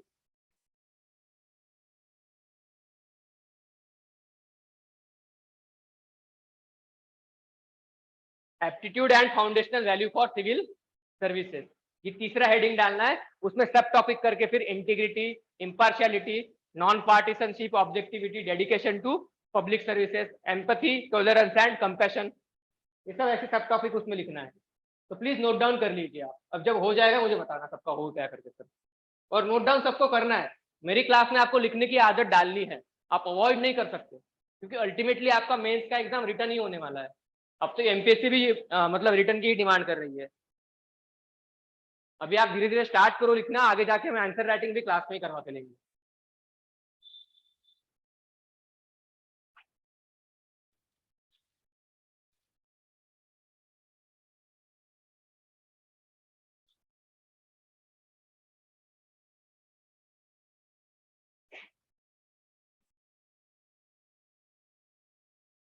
फास्ट लिखो, लिखने की आदत फास्ट होनी चाहिए आपकी। आपको पता है ना मेंस में 250 क्वेश्चन होते हैं, मतलब मार्क्स होते हैं। क्वेश्चन कितने होते हैं? 20, है ना। और उसमें भी 250 वर्ड्स लिखने होते हैं, है ना। तो नियर अबाउट आपको एक क्वेश्चन मतलब 150 या फिर 250 वर्ड नियर अबाउट 6 से 7 मिनट में लिखना होता है कहीं। तो उस लिहाज से आपकी स्पीड डेवलप होनी चाहिए लिखने की।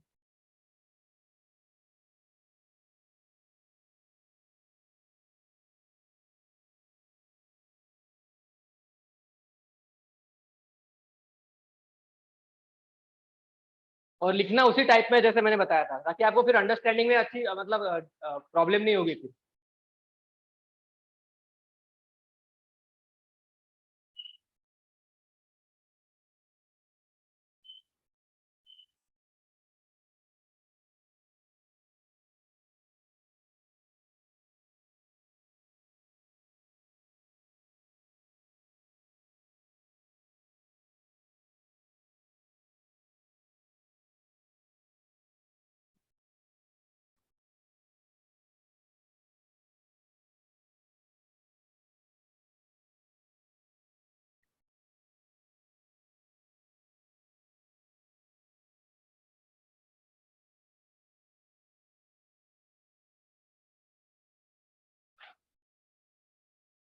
हो गया, पास लिखो थोड़ा।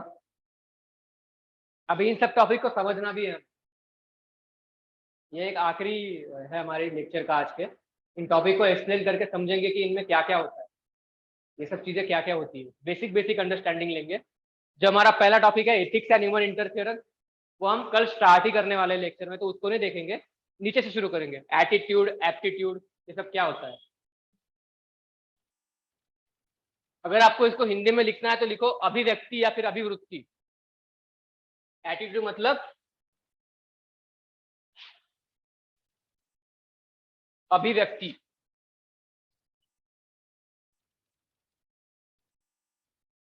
लिखना नहीं है ना यहाँ पे।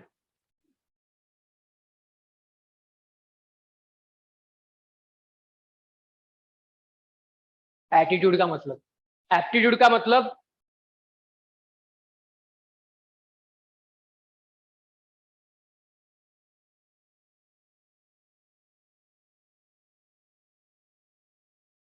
अभिरुचि।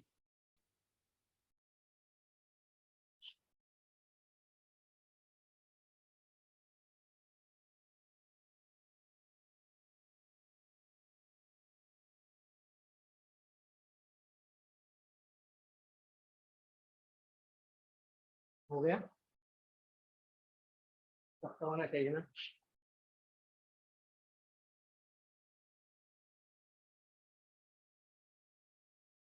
हमारे इसी की क्लास कंटिन्यू होगी, तो या तो आपका कोई ग्रुप होगा, व्हाट्सएप ग्रुप है, उससे मुझे ऐड कर देना, क्योंकि मैं ये नोट्स वगैरह आपको फिर वहाँ पे भेजता रहूँगा उसी ग्रुप पे। मुझे ऐड कर देना, ठीक है। बाद में मेरा नंबर ले लेना, ऐड कर देना मुझे, क्योंकि ये सब नोट्स आपके पास भी होनी चाहिए। आप इनको स्टडी करो अच्छे से, जो कोई डाउट्स रहेगा फिर हम अगले क्लास में लेंगे।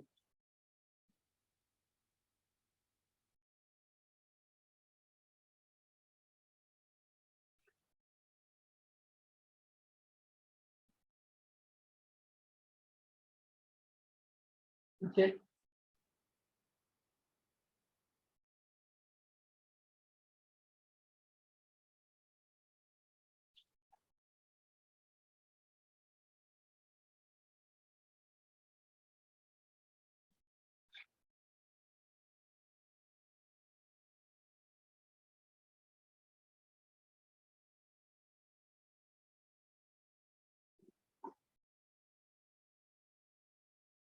ठीक है। ये हम लोग कल से स्टार्ट करने वाले हैं, एथिक्स एंड ह्यूमन इंटरफेरेंस। इसका बेसिक हम लोग कल देखेंगे, क्या चीज है, क्या टॉपिक है। हम लोग यहाँ से शुरू करते हैं, एटीट्यूड। तो एटीट्यूड का मतलब क्या होता है, आप सबको पता है। अभिरुचि। आप सब लोग एटीट्यूड को कैसे डिफाइन करोगे, आपके बिहाफ से एटीट्यूड का मतलब क्या है, किस चीज को एटीट्यूड बोलते हैं। हम लोग बोलते हैं ना बहुत एटीट्यूड दिखा रहा है, या बहुत दिखा रही है एटीट्यूड, बहुत एटीट्यूड वाली है, बहुत एटीट्यूड वाला है, इसका मतलब कैसे, क्या वो एटीट्यूड होता है। हाँ, देखने का नजरिया कैसा है ना। जैसे एटीट्यूड हम किस चीज को बोलेंगे, किसी या फिर जैसे बोल सकते हैं रुझान भी हिंदी में बोलते हैं उसको, ठीक है ना। इसको हम कैसे समझेंगे कि किसी चीज के बारे में, किसी वस्तु, प्राणी या फिर समाज या फिर जो भी सोसाइटी है, उसके बारे में आपका अप्रोच कैसे है समझने का, उसको बोलते हैं हम लोग एटीट्यूड। सिंपल भाषा में हिंदी में रुझान, अभिरुचि, समझ रहे हो। किसी चीज को लेके आपका अप्रोच कैसा है, उसको बोलते हैं हम लोग एटीट्यूड, है ना। इसको नहीं बोलते कि अगर किसी इंसान से किसी ने बात कर लिया, मुझे आपसे 2 मिनट बात करनी है, वो बोलेगी नहीं यार तेरे जैसे 500 आते दिन में, चल जाएगा। समझ में आ रहा है, हम बोलेंगे कि नहीं यार इसको तो बहुत एटीट्यूड है, उसका एटीट्यूड नहीं बोलेंगे हम। एटीट्यूड किसको बोलेंगे, जैसे फॉर एग्जाम्पल हम समझते हैं कि आप अभी सुबह सुबह उठ के आ रहे हो और आपने किसी पर्सन को देख लिया, उनको देखते ही आप लोग बोलते हो ना, हाँ क्या दिन जाएगा मेरा आज का। समझ में आ रहा है, मतलब जैसे कोई भी होगा, भाई भतीजी, आंटी, अंकल, दादाजी, उनको देख के आपका दिन बहुत अच्छा जाता है ना, ठीक है ना। और वैसी फीलिंग क्या वो सामने वाले पर्सन को आती होगी क्या, वो ये भी बोल सकते हैं ना किसको देख लिया मैंने सुबह सुबह। समझ रहे हो, मतलब उस पर्सन को लेके आपका एटीट्यूड पॉजिटिव है और उस पर्सन का आपको लेके निगेटिव एटीट्यूड है। मतलब किसी भी वस्तु चीज के लेके हमारा एटीट्यूड पॉजिटिव निगेटिव हो सकता है। समझ में आ रहा है, मतलब किसी भी वस्तु को लेके हमारा अप्रोच क्या है, उसको बोलते हैं हमारा एटीट्यूड, ठीक है ना। या फिर इसको हम सिविल सर्विसेज के कॉन्टेक्स्ट में कैसे देंगे, अगर आप ऊंची जाति से हो और किसी एक विशिष्ट जाति से आपको नफरत है या फिर चीड़ है, ठीक है ना, तो जब आप सेवा देने जाओगे, सर्विसेज में जाओगे, तो आप उस जाति से या फिर उस जाति के लोगों से जो ट्रीटमेंट है वो इक्वली नहीं करोगे ना, ठीक है। तो इसीलिए ये टॉपिक सिलेबस में ऐड किया गया है कि जब आप किसी चीज को लेके यहाँ पे जाते हो तो आपका एटीट्यूड सबके लिए इक्वल होना चाहिए, ठीक है ना। तो वही सब चीजें हम लोग यहाँ पे पढ़ेंगे कि आपका एटीट्यूड होना कैसे है, क्या क्या चीजें होती है, एटीट्यूड का बेसिक स्ट्रक्चर क्या होती है, फंक्शन क्या होता है ना, एटीट्यूड बिल्डिंग कैसे होती है, एटीट्यूड अगर हमको चेंज करना है किसी का, जैसे कोई कोई एटीट्यूड किसी के अंदर बुरा है तो उसको फिर ट्रेनिंग में चेंज किया जाता है ना प्रोसेस से, तो एटीट्यूड चेंज करते कैसे, उसका परसुएशन कैसे होता है, वो सब चीजें हमको इस टॉपिक में पढ़नी है, ठीक है। एटीट्यूड का मतलब समझ में आ गया। जिस चीज को हम लोग आज तक एटीट्यूड बोल रहे थे वो एटीट्यूड नहीं होता, वो तो बदतमीजी होती है, ठीक है। एटीट्यूड किसको बोलते हैं, किसी चीज के बारे में हमारा अप्रोच, वो पॉजिटिव हो सकता है या फिर निगेटिव हो सकता है। क्लियर है एटीट्यूड सबको यहाँ पे, ठीक है। उसके बाद है एप्टीट्यूड। एप्टीट्यूड किसे बोलेंगे, जैसे हमारे सब्जेक्ट का नाम भी है, एथिक्स, इंटीग्रिटी एंड एप्टीट्यूड। तो एप्टीट्यूड को क्या मतलब होता है, हिंदी में लिख सकते हो योग्यता, है ना।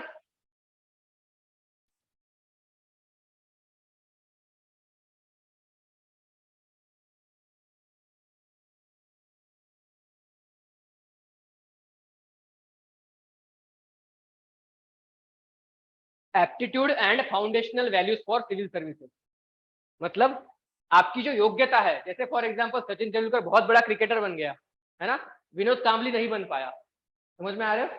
तो इस चीज में उसकी क्षमता नहीं थी या फिर क्या चीज थी, जैसे किसी चीज को करना है ना, उसके लिए सबका एटीट्यूड अलग अलग हो सकता है, पर एप्टीट्यूड क्या वो उस चीज को कर पाएगा या नहीं कर पाएगा, इसको क्या बोलते हैं, उस चीज को करने की उसकी कैपेसिटी से वैरी होता है ना, उसको बोलते हैं उसकी क्षमता, है ना, कैपेसिटी टू डू समथिंग, उसको बोलते हैं हम लोग एप्टीट्यूड। और जब हम लोग सिविल सर्विसेज में, नागरिक सेवाओं में जाते हैं, तो हमारा एप्टीट्यूड किस जिहाद से बिहाफ से वैरी होना चाहिए, किस किस चीजों को लेकर डेवलप होना चाहिए, क्या क्या कैपेसिटी हमारी होनी चाहिए, वहाँ पे कौन सी क्वालिटी होनी चाहिए, तो उन सब चीजों को हम लोग यहाँ पे पढ़ते हैं, ठीक आ गया। उसमें कौन सी क्वालिटी है, पहली तो है इंटीग्रिटी, मतलब सत्यनिष्ठा, जो भी काम आपको दिया जा रहा है आप उसको कितने इम्पार्शियलिटी परफॉर्म कर पा रहे हो, मतलब समझ में आया। इंटीग्रिटी मतलब जैसे मैंने बोला इनका नाम क्या है या फिर आपका नाम क्या है, सूरज, मैंने बोला सूरज आपको मैं ये 1 करोड़ रुपए दे रहा हूँ, आपको ये 1 करोड़ रुपए किसी गरीब महिला या फिर किसी गांव में जितने भी गरीब लोग हैं उनको जाके दे के आने हैं, तो उस काम के प्रति आपकी सत्यनिष्ठा कितनी है, मतलब उसको बोलते हैं हम लोग इंटीग्रिटी। क्या आप सच में जाके 1 करोड़ रुपए सच में गरीबों को बांट रहे हो या फिर 50 लाख ही बांट रहे हो, 50 लाख घर पे लेके जा रहे हो, समझ में आ रहा है ना। तो इसको बोलते हैं हम लोग सत्यनिष्ठा, इंटीग्रिटी, समझ में आ रहा है। किसी भी काम को करने के लिए हमारी पॉजिटिव अप्रोच, उसको बोलते हैं हम लोग इंटीग्रिटी। दूसरा है इम्पार्शियलिटी, 1 करोड़ में से 10 करोड़ इन्होंने गरीबों में बांट दिए और 20-20 करोड़ किसी अमीरों के घर में बांट दिए, है ना, इसका भाई है एक, उसको दे दिया 20 करोड़, है ना, किसी और को दे दिए 30 लाख, तो समझ में आ रहा है, सबको इन्होंने अलग अलग डिस्ट्रीब्यूट किया, मतलब क्या किया इन्होंने, पार्शियलिटी की, है ना। गवर्नमेंट की जितनी भी सर्विसेज है जिनका डिक्टेशन पब्लिक ऑफिसर करते हैं, इनको क्या वो इक्वली बांट रहे हैं, तो दूसरी क्वालिटी क्या हो गई, इम्पार्शियलिटी, मतलब भेदभाव नहीं होना चाहिए किसी के साथ, ठीक है, ये दूसरी क्वालिटी हो गई। तीसरी क्या है, नॉन पार्टीशनशिप, मतलब जो भी काम आपको दिया जा रहा है उसमें आप अपना पर्सनल कुछ फायदा तो नहीं करा रहे हो, है ना, आपकी पार्टीशनशिप उसमें नहीं होनी चाहिए, ठीक है, ये भी एक क्वालिटी होगी। उसके बाद है ऑब्जेक्टिविटी, मतलब जो भी काम आप लोग कर रहे हो वो इतना ट्रांसपेरेंट होना चाहिए कि उसमें कोई ऑब्जेक्ट नहीं लेना चाहिए किसी ने, है ना, उस चीज में ऑब्जेक्टिविटी होनी चाहिए, काम होने के बाद वो काम दिखना चाहिए कि नहीं इन्होंने सच में जाके पैसे बांटे हैं, उस चीजों की वजह से उस लोगों को फायदा हो रहा है, उसको क्या बोलेंगे हम लोग, आपकी चीजों में आपके काम में ऑब्जेक्टिविटी थी, समझ में आ रहा है, क्लियर है सबको। उसके बाद है डेडिकेशन टू पब्लिक सर्विसेज, कितने डेडिकेटेडली आप लोग अपना काम करते हो, है ना। कोई महिला है जो वृद्ध महिला है आपके पास कोई डॉक्यूमेंट बनाने के लिए आई हुई है ना, एक तो महिला, वो महिला 9 बजे से बैठी हुई है, आप लोग आ रहे हो 12 बजे से, है ना, और 12 बजे से आप आने के बाद में भी अपनी मनमानी कर रहे हो कि नहीं मैं तो शाम में ही करूंगा काम, तो ये चीज क्या हो गई, आप अपने सर्विसेज को लेकर डेडिकेटेड नहीं हो, तो ये क्वालिटी है, डेडिकेशन आपके लिए आपके सर्विसेज के लिए होना चाहिए, तो ये क्वालिटी हो गई। उसके बाद है एम्पैथी, टॉलरेंस एंड कंपैशन, ये मैंने आपको बताया, टॉलरेंस मैंने नहीं बताया, टॉलरेंस का मतलब क्या होगा, सहनशीलता, मतलब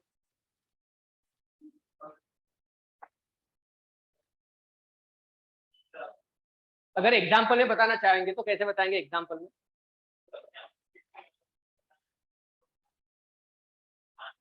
एक दो पॉइंट किसी के ऊपर नीचे भी हो सकते हैं, तो उसमें भी हम लोग अंडरस्टूड करके लेना कि नहीं चलो ठीक है, सुन तो लेते हैं एटलीस्ट एक बार। तो आप कैसे हो, टॉलरेंट हो गए। जैसे हम लोग देखते हैं कि पोस्ट मॉडर्न टाइम पे हिस्ट्री के अंदर, है ना, कैसे कैसे राजे राजे हो गए थे, उन्होंने क्या किया, बुद्धिज्म भी फॉलो करते थे, हिंदुइज्म भी फॉलो करते थे, जैनिज्म भी फॉलो करते थे, मतलब सब धर्मों के लिए उनका टॉलरेंट था, है ना। एक तो जैसे मौर्य में हम लोग देखते थे, पिता कैसा था, जैनी था, अशोक कैसा था, बुद्धिस्ट था, और अशोक का बेटा कैसा था, अजीविका वाला था। मतलब तीनों अलग अलग रिलीजन फॉलो कर रहे हैं। आज के टाइम पे इतना दिखता है क्या वेरिएशन? नहीं दिखता। मतलब हमारी सोसाइटी एंशियंट टाइम से ही टॉलरेंट रह चुकी है ना, हर चीज में टॉलरेंट रह चुकी है। समझ में आ रहा है ना। उसके बाद देखते हैं कंपैशन। कंपैशन तो मैंने बताया आपको। और ये सब चीजें वीकर सेक्शन के लिए आप लिए कैसी है। आपको सबको गांधी जी का टेलिस्मैन पता है। गांधी जी ने एक टेलिस्मैन दिया था, मतलब जब भी आप दुविधा में हो, आप डिसीजन नहीं ले पा रहे हो, तो आप उस वक्त ये सोचो कि मेरी एक्शन से जो सबसे गरीब बंदा है उसको कितना फायदा हो रहा है, और उसको ध्यान में रखते हुए आप जब डिसीजन लोगे तो वो डिसीजन आपका एकदम परफेक्ट होगा। ये गांधी जी का टेलिस्मैन है। मतलब गांधी जी ने कॉन्स्टिट्यूशन लिखने वालों को बताया था ड्राफ्टिंग कमेटी में, इन चीजों को ध्यान में रख के लिखना है। तो ये सब चीजें वीकर सेक्शन को ध्यान में रख के आपकी ये सब क्वालिटी कैसी है, उस चीजों को हमको यहाँ पे पढ़ना है। समझ में आ गया? क्लियर है? एटीट्यूड, एप्टीट्यूड क्लियर है सबको? सबने नोट डाउन कर लिया इस चीज को? ठीक है, आगे बढ़े हम लोग।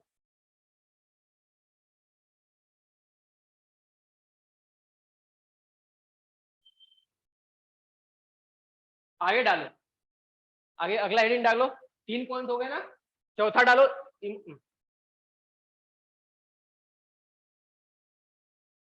चौथा डालो इमोशनल इंटेलिजेंस। पांचवा डालना contribution of moral thinkers and philosophers. इसको पूरा लिखना है आपको, ठीक है।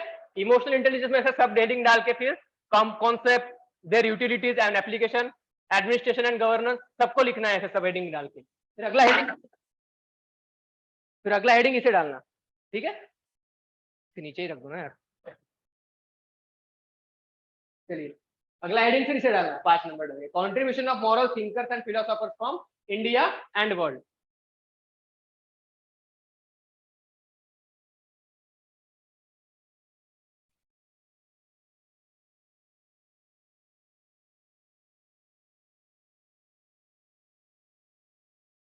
इसको मराठी में इंग्लिश हिंदी में बोलेंगे भावनात्मक बुद्धिमत्ता।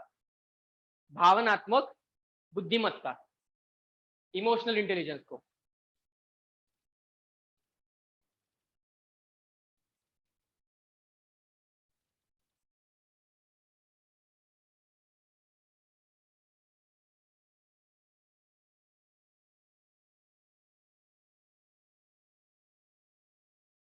अगला जो टॉपिक है contribution of moral thinkers and philosopher, मतलब भारत एवं विश्व के नैतिक चिंतकों का योगदान। भारत एवं विश्व के नैतिक चिंतकों का योगदान, फिलोसोफर्स का कंट्रीब्यूशन। 6 टॉपिक डालना, public civil services, public has civil services values and ethics in public administration.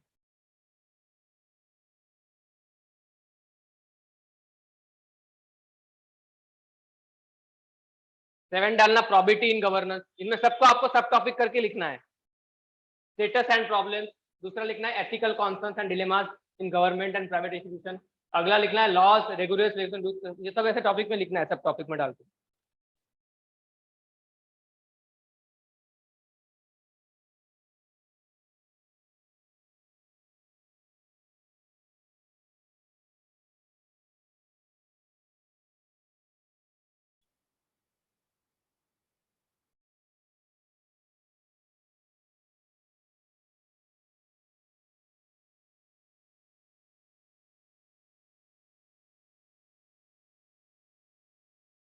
थोड़ा फास्ट लिखना है, थोड़ा ज्यादा ही लिखना है इस टाइम, थोड़ा जल्दी लिखो।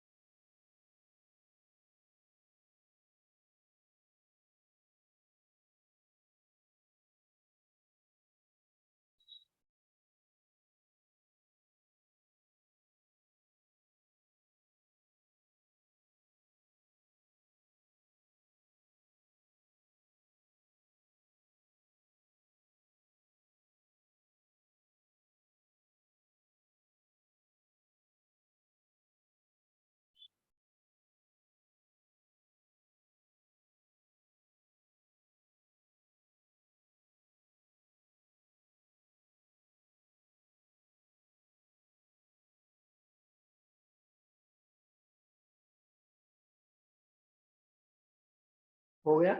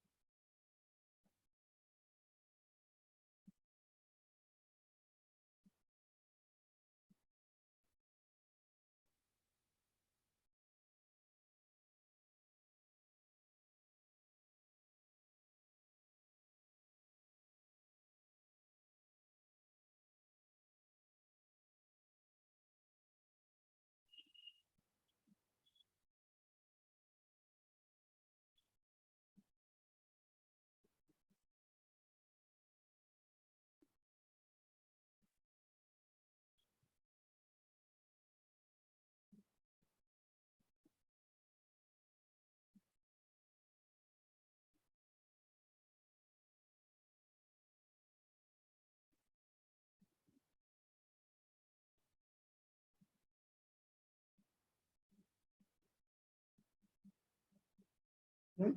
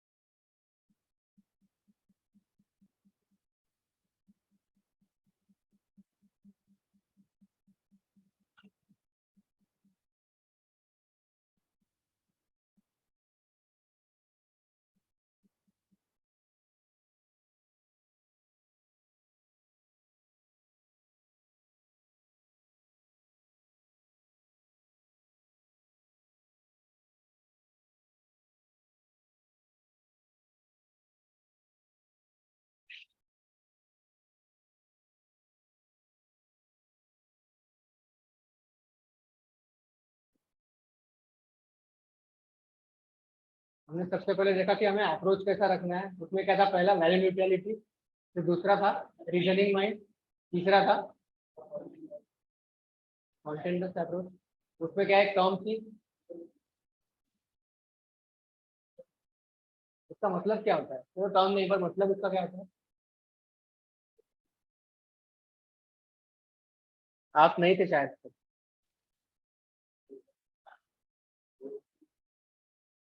हाँ, सिचुएशन के बिहाफ पे हम लोग देख सकते हैं, है ना। हम एक ही अप्रोच हर तरीके से फॉलो नहीं कर सकते। हमको एथिक्स में अलग अप्रोच फॉलो करना पड़ेगा, मैथ्स में अलग रखना पड़ेगा। ठीक है। और एथिक्स में कैसा है, सिचुएशन के बिहाफ पे लोगों की कंडीशन वैरी होती है ना।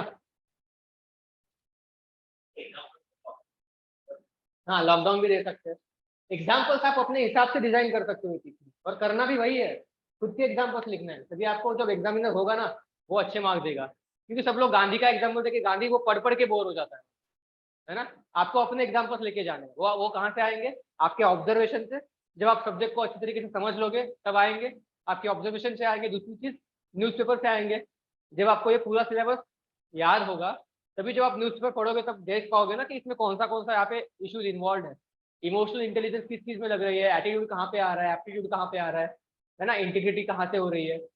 समझ में, ये तो इस तरीके से हमें न्यूज़पेपर को भी पढ़ना है, तो वहां से एग्जाम्पल हम लोग कलेक्ट कर सकते हैं।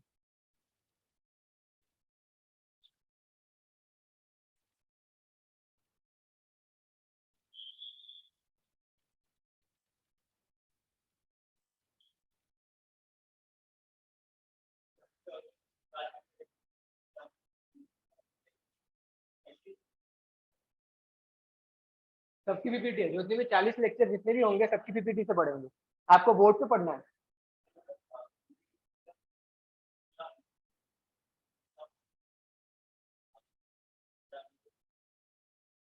हाँ तो हम लोग उसी देखिए ना, अभी डाइवर्जेंस हम लोग आ जाना पीपीटी में, हमारी बस लिखा हुआ नहीं है, वहाँ पे पिक्स वगैरह भी आएंगी, फ्लो चार्ट भी आएगा, फिर हम लोग खुद से भी ऐड करेंगे उसमें, डिस्कशन होगा वहाँ पे। जैसे मैंने बोला ना आपको लिखने के लिए, तो ये तो इंट्रोडक्शन है, अगली बार जब हम वैल्यूज को डिस्कस करेंगे तो थोड़ा बहुत हम एग्जाम्पल्स के साथ में भी डिस्कस करेंगे ज्यादा तौर पर।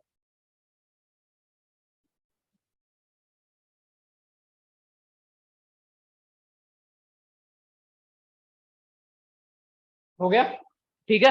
अगला हमारा टॉपिक है इमोशनल इंटेलिजेंस। मतलब हिंदी में क्या बताया था मैंने इसका, भावनात्मक बुद्धिमत्ता।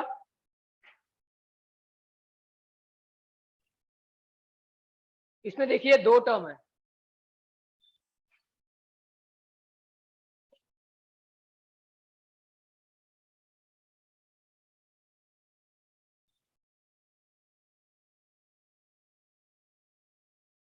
पहली टर्म है इंटेलिजेंस। इंटेलिजेंस मतलब आपके हिसाब से क्या होगा इंटेलिजेंस? सीधी भाषा में अगर इंटेलिजेंस को समझना है तो क्या बोलेंगे हम? हाँ, होशियारी।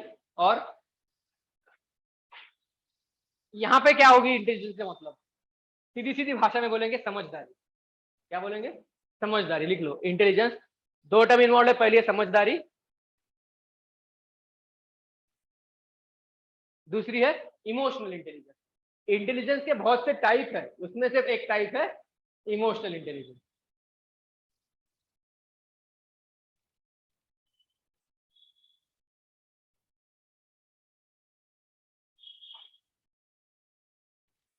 इमोशनल इंटेलिजेंस,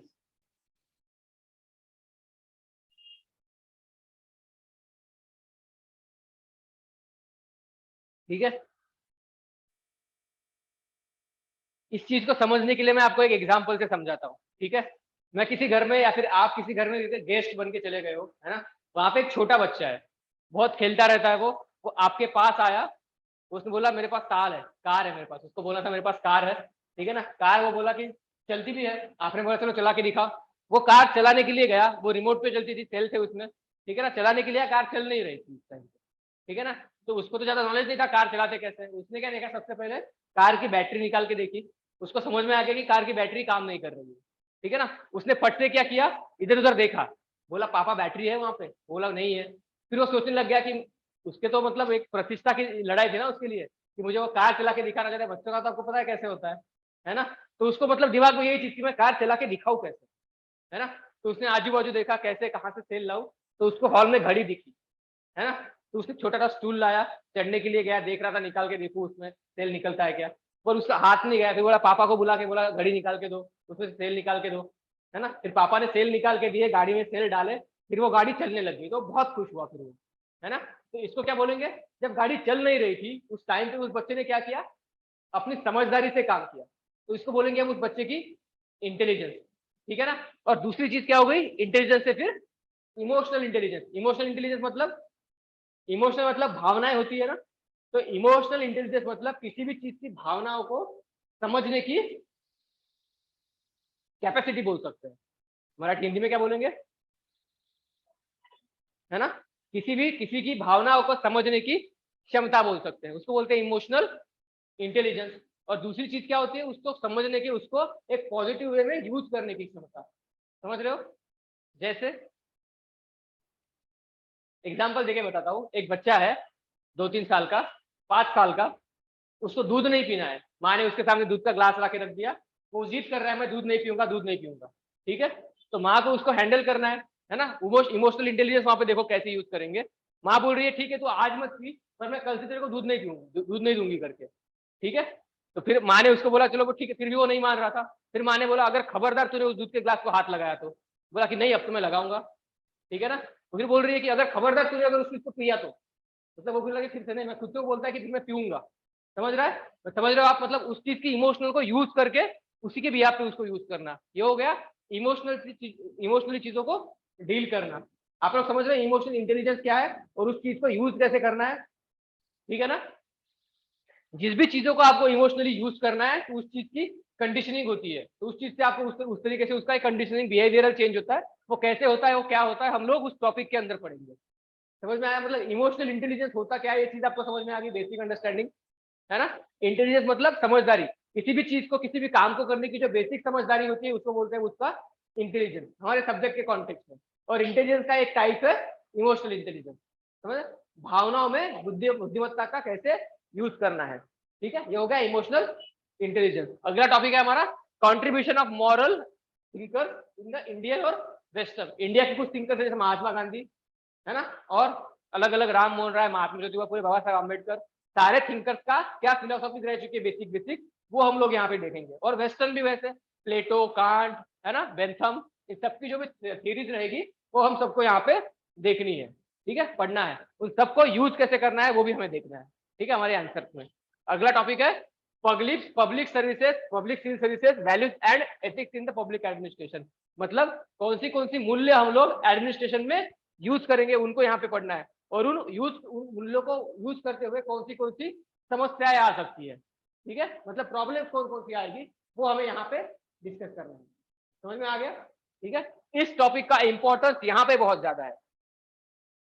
ये लिखा आपने केस स्टडी, ठीक है ना। तो क्या क्या होगा वो हम लगा। दूसरा है प्रोबेबिलिटी इन द गवर्नेंस, मतलब गवर्नेंस मतलब प्रशासन है ना, और प्रोबेबिलिटी इन द गवर्नेंस मतलब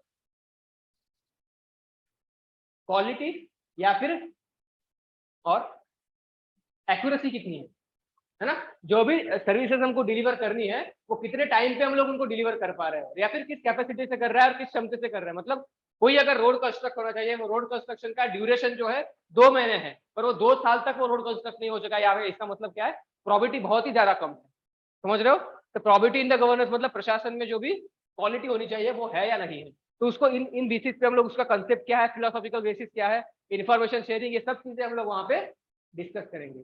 सबसे आखिरी का टॉपिक है केस स्टडीज, ठीक है। केस स्टडीज का मतलब जितने भी टॉपिक अपने सब देखिए, कितना लास्ट का नंबर क्या था, 6 था या 7 था, 7 था ना, यहाँ तक 7 नंबर था ना इसका। इस 7 टॉपिक में से अलग अलग टाइप के हम लोग केस स्टडीज कैसे होंगी, ठीक है। और केस स्टडी का मतलब होता है अगर आप किसी चीज के, किसी डिस्ट्रिक्ट के ऑफिसर हो, फिर आप इस पर्टिकुलर सिचुएशन में कैसे बिहेव करोगे, वो हम सब लोग केस स्टडी में देखते हैं, ठीक है। तो खास करके केस स्टडी किस किस टॉपिक से आती है, 6 नंबर का टॉपिक, ठीक है, उसके बाद 7 नंबर का टॉपिक, उसके बाद 2 नंबर जो एटीट्यूड वाला था उसमें से, और सबसे ज्यादा आती है एक तो, या फिर इमोशनल इंटेलिजेंस कौन सा नंबर था, 4, 6, 7, 2 या फिर 4, इन टॉपिक में से सबसे ज्यादा केस स्टडीज आती है।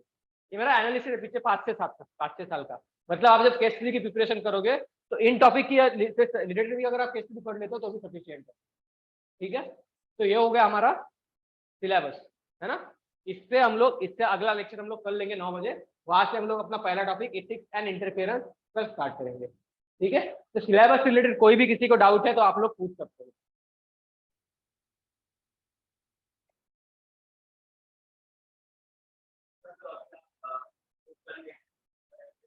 हाँ,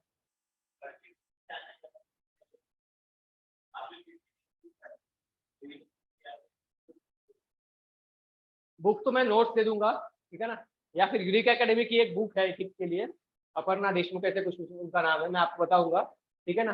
या फिर लेक्सिकन आप रेफर कर सकते हो, अगर बुक ही रेफर करनी है तो छोटी बुक है लेक्सिकन की, उसको रेफर कर सकते हो आप एथिक्स के लिए, बेसिक अंडरस्टैंडिंग के लिए, है ना। फिलहाल तो आप जो मैंने यही पता है ना, इनको स्टडी कर लो। सबसे इंपॉर्टेंट चीज है आप लोग पहले सिलेबस को पढ़ लो ठीक से, सिलेबस आपके याद होना चाहिए, पूरा टिप पे होना चाहिए syllabus.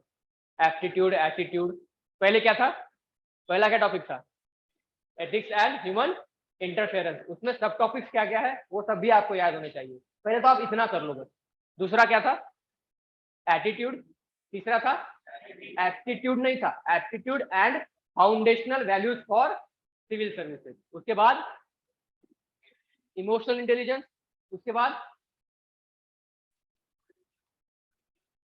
Contribution of moral thinkers and philosophers, उसमें इंडियन और वेस्टर्न दोनों हो गए। उसके बाद और आखिरी था प्रोबेबिलिटी इन द गवर्नेंस। तो ये सारे टॉपिक हो गए, इन सबको आपको स्टडी करके मतलब आपको याद करके आना है, और आपको पता होना चाहिए कि ये टॉपिक है, इसके अंदर सब टॉपिक ये है। ठीक है, तो कल हम लोग इथिक्स एंड इंटरफेरेंस से स्टार्ट करेंगे लेक्चर अपने। ठीक है, मुझे ग्रुप में ऐड कर देना, मैं नोट भेजते रहूंगा। हाँ ठीक है सर, ऐड कर देंगे। ठीक है,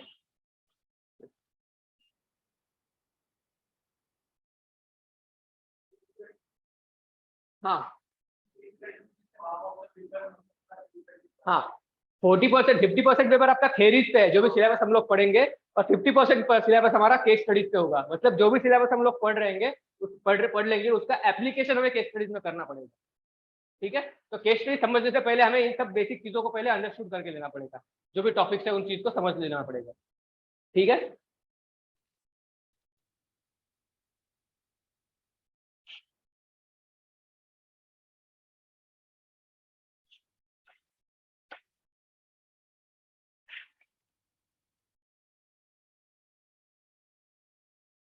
तो आ गया ये।